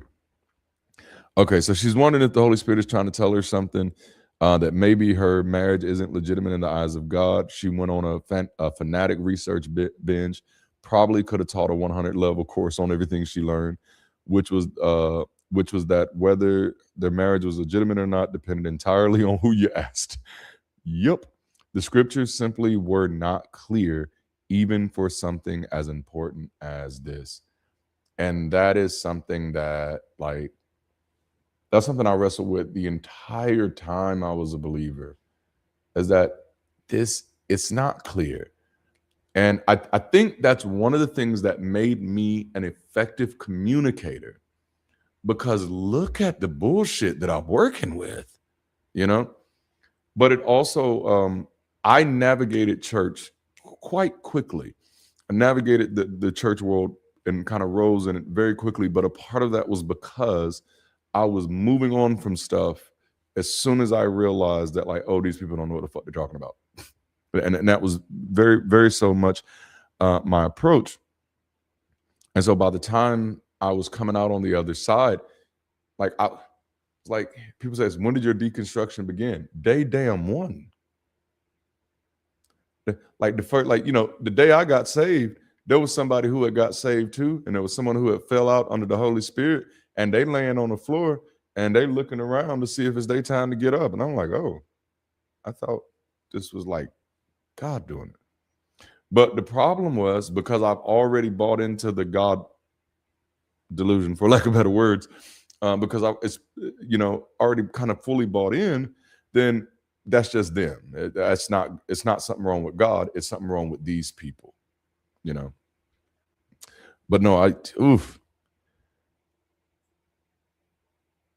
And so she said her conscience was gnawing at her, which she later found out was undiagnosed OCD. Now, damn it. Okay. Can I talk to all my neurospicy people out there? All my neurospicy people out there, church owes us some money. If religion harmed anybody, it harmed the hell out of us who were neurospicy in a world that did not have language for that yet, because it made it really, really easy to convince us that something could be supernatural going on. Like, man, like I was convinced that I was really anointed and being used by God. And it's just really, I'm highly empathetic, like highly empathetic. I don't even have to know you. If you're crying around me, I'm going to cry too. If you're sad around me, I'm going to be sad with you. I'm just like, it's like a magnet. And you got all these people in the church world around you who are giving you this language. Oh, this is why you're this way. It's because God is using you. Man. What led me to leave Christianity is inadvertently joining a cult, putting my life in danger. Yes, yes, yes, yes. You know, dang it. Did I mess up my computer? Okay. Yes, no, yes. You know, it's so weird to me that we don't recognize that the majority of all the cults we've had in this country have been Christian. So the people who are the most vulnerable to cultic tactics and strategies tend to be Christians, which is why many cult leaders, if not all of them, always use Jesus as the person they're imitating. I'll let you draw your own conclusions with that one. I don't know why I'm looking at this camera or this screen more than this screen. I don't know. It's weird, but no, that's wild. That's wild.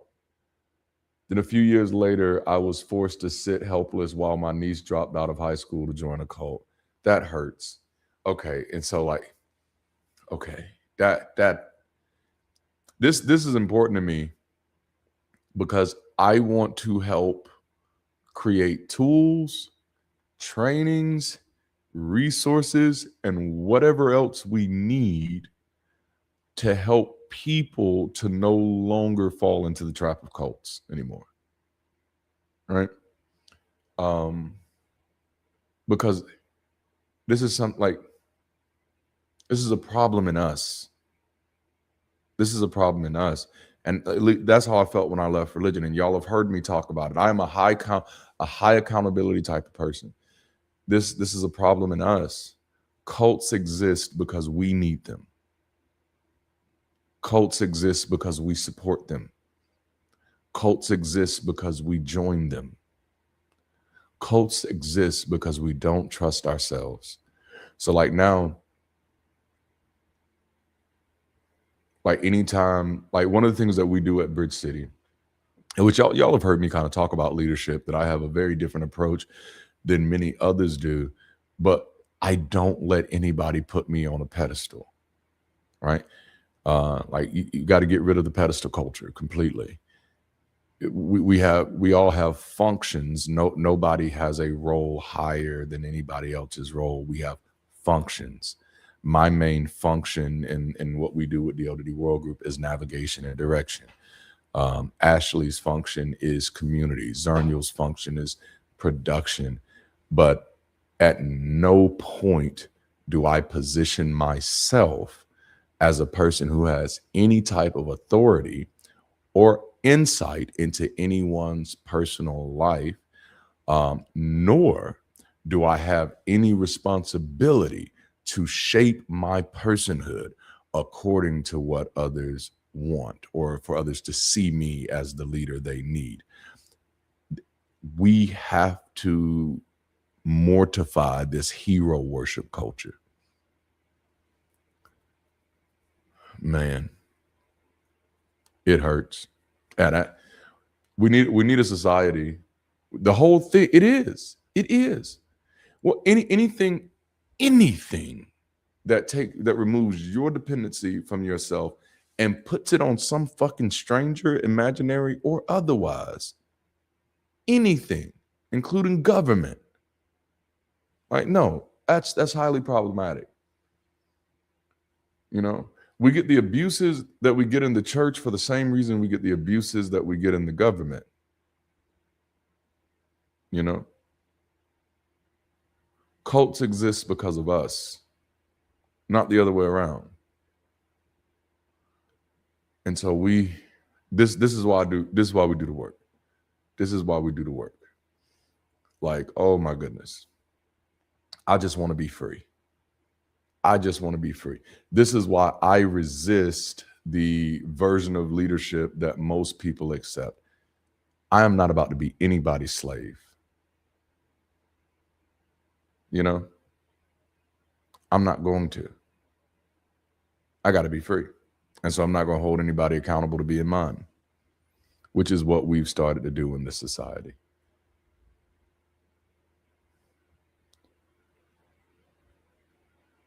Oh yeah, like man, that's why like I do warn people, like everybody likes to attack the mega churches, and I'm like, that's fun, you know, but they only represent 5% of the churches. So that's not where a lot of harm is getting done. A lot of harm is getting done in a lot of these small. I'm not saying no harm is getting done in mega churches. I'm not saying that by a long shot, not by a long shot. But I am saying there's a lot of what's that word? Damn it, I don't know. I'll have to come back to it later. Yeah, I do want to figure out what's going on with YouTube because that's gonna bother me. That's gonna bother me. But no, I do want us as a society to get better about figure out how to make that shift to the point where we're no longer as vulnerable to cultic strategies anymore.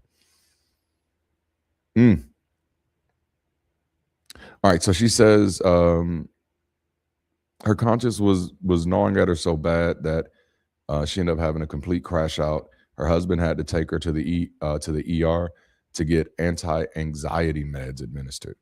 And then she came under the care of a psychiatrist for a while. Like this is the real harm that people experience going through this. She says, I was so spiritually scorched by the experience, any thought of prayer or Bible reading could trigger real panic. And yet I wanted to find a church where I would fit in and not be a nervous wreck.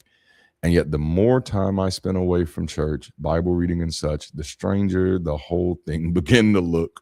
Yeah, when you stand on the outside and look at it after you ain't did it in a while, you're like, yeah, this is really weird. Why are we talking about drinking the blood? Like, why would a good God need me to drink his blood?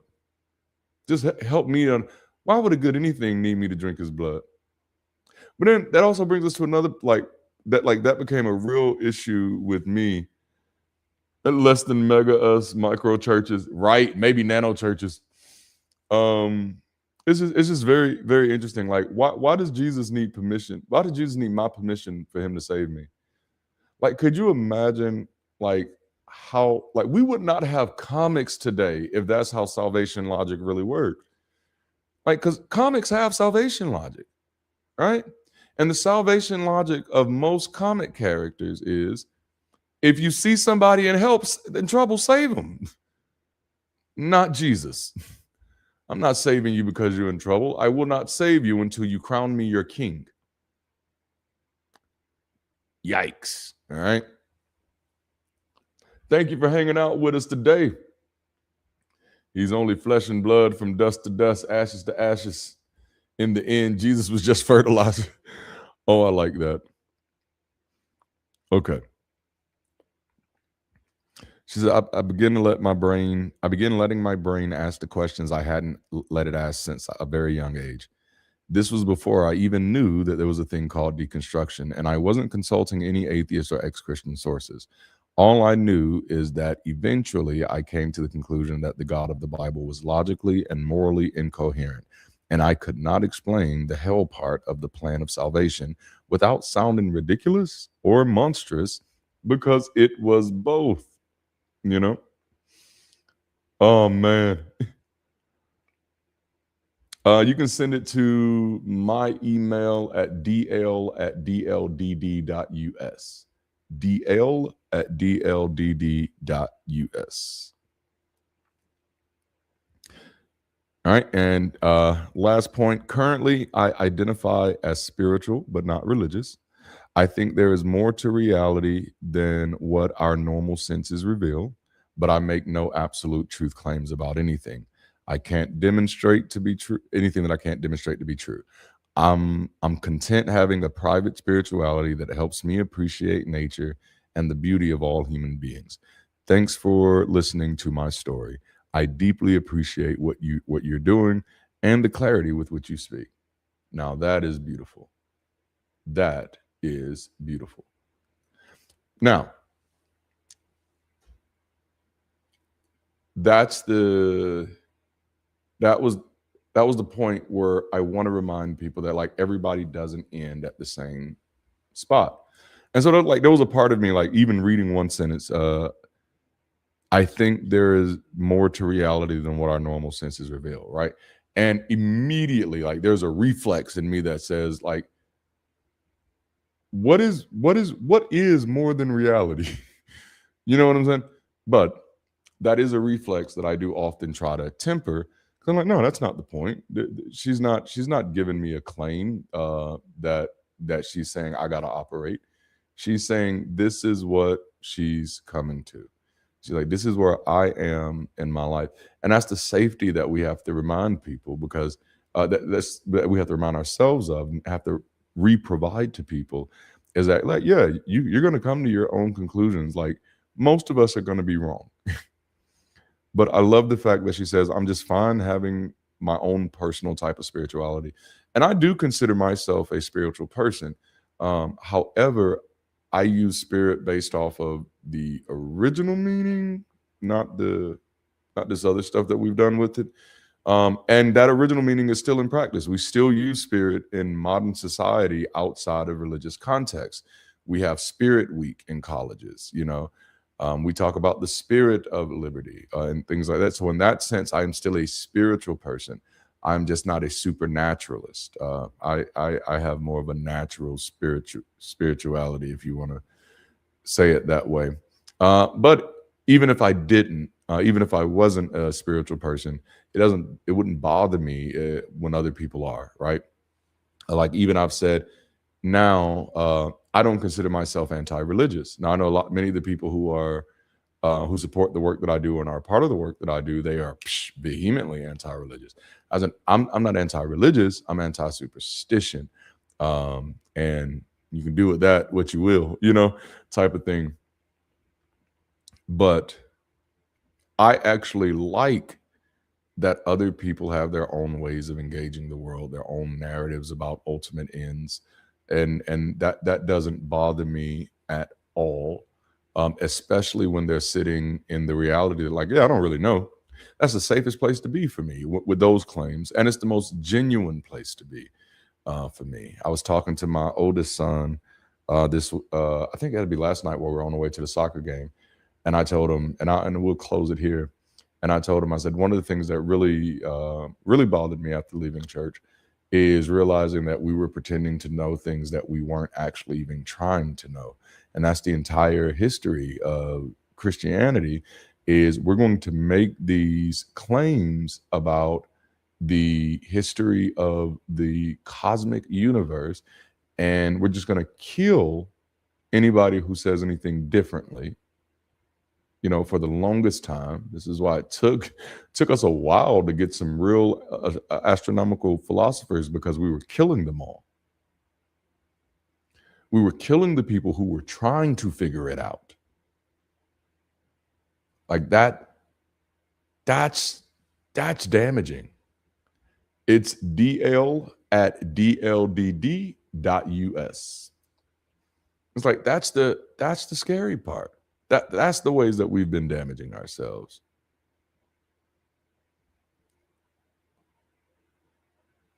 Ooh. And so it's wild. It's wild. But yeah, I do love it that people are finding their own new ways of interacting with whatever you call it, nature. To me, my sense of spirituality is just really rooted in my relationship with people and how I feel.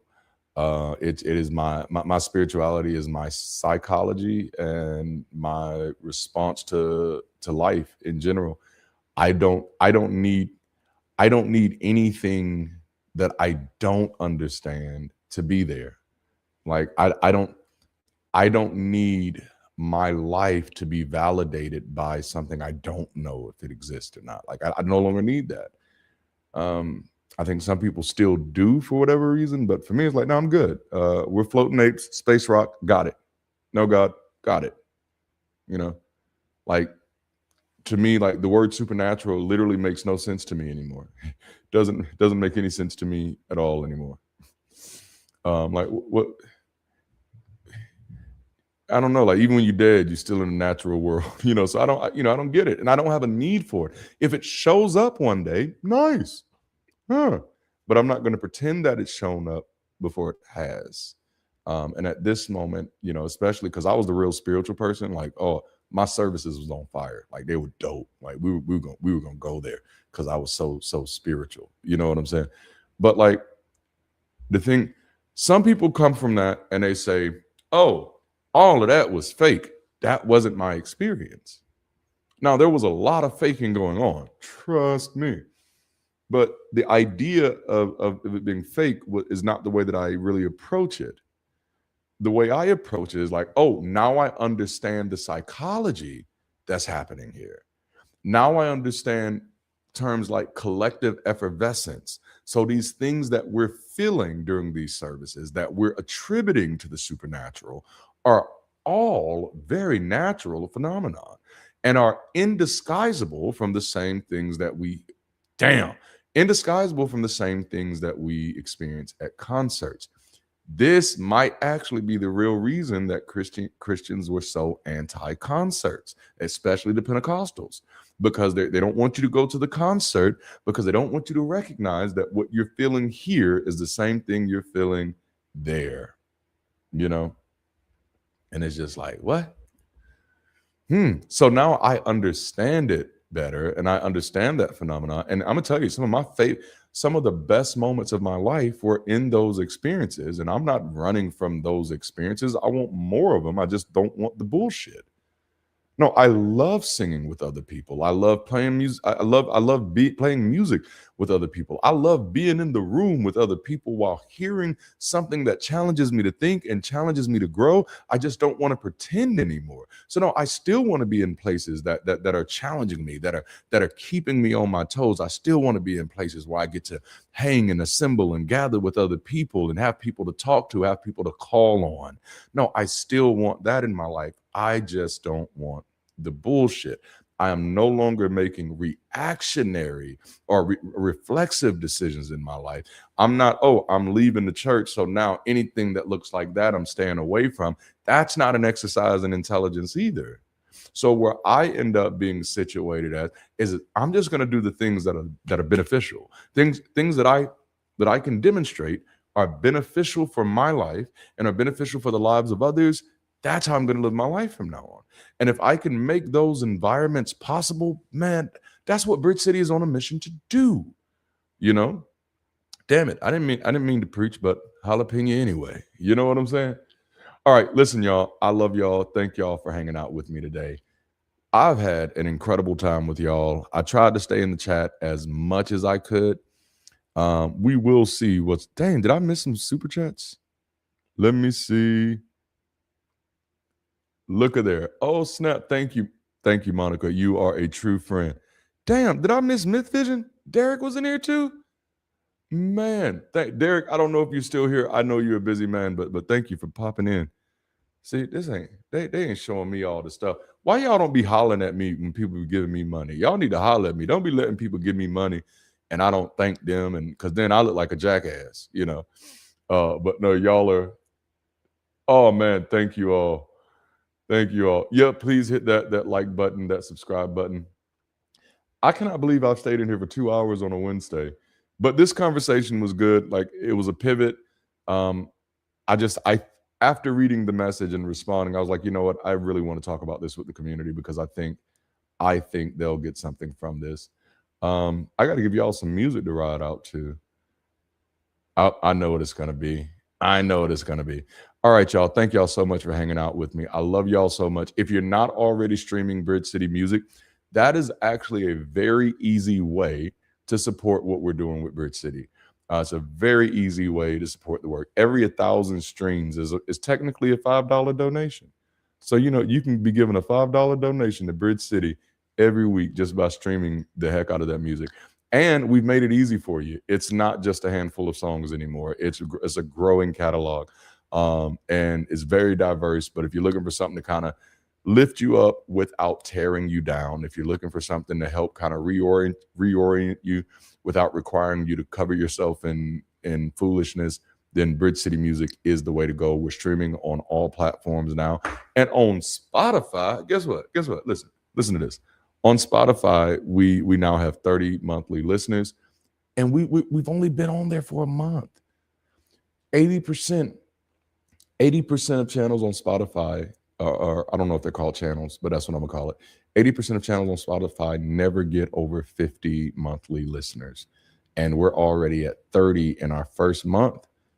I don't know what's going to happen on the other end, but I think that's a positive sign. It at least means that people are liking the music. So that means that there's likely a need, a market for this type of motivational work. So that's exciting. That's incredibly exciting for me. Oh, thank you. Became a YouTube member. Come on, man. I love our YouTube members. All right. I keep saying I'm gonna go, but then y'all keep saying stuff, and Dark Light will keep me in here all day. Man, we definitely got to have another live group chat in Bridge City. We'll be hanging out. We'll be hanging out tonight for the game house, and then game house, new member house party. We're doing it in the game area of our campus. I gotta go. My words are getting tongue tied. Listen, I love y'all. I hope y'all have a wonderful day.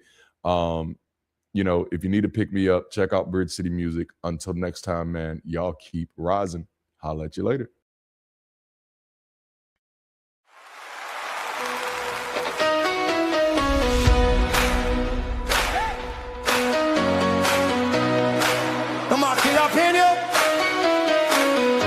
Jalapeno, habanero, hell yeah. You were singing on my jalapeno, habanero, hell yeah. Jalapeno, habanero, hell yeah. Jalapeno, habanero, hell yeah. Jalapeno, habanero, hell yeah. We can make it over anything when we focus on our liberty. It doesn't matter where we used to be. We're waking up and now we're breaking free. Jalapeno, habanero, hell yeah. Jalapeno, habanero, hell yeah. Jalapeno, habanero, hell yeah. Jalapeno, habanero, hell yeah. We can make it over anything when we focus on our liberty. It doesn't matter where we used to be. We're waking up and now we're breaking free. Jalapeno, jalapeno, habanero, hell yeah. Jalapeno, habanero, hell yeah. Jalapeno, habanero, hell yeah. Jalapeno, habanero, hell yeah. We are rising into victory, celebrating our humanity. It doesn't matter where we used to be. We're waking up and now we're breaking free. Jalapeno, habanero, hell yeah. Jalapeno, habanero, hell yeah. Jalapeno, habanero, hell yeah. Jalapeno, habanero, hell yeah. Yeah, we are rising into victory, celebrating our humanity. It doesn't matter where we used to be. We're waking up and now we're breaking free. Yeah.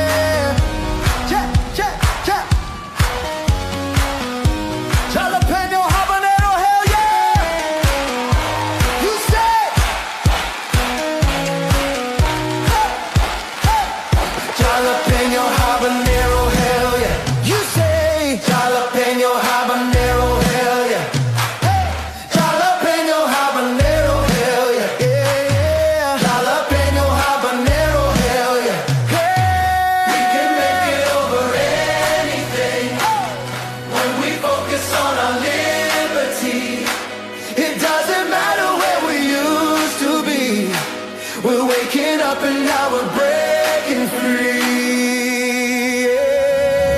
Jalapeno habanero, hell yeah.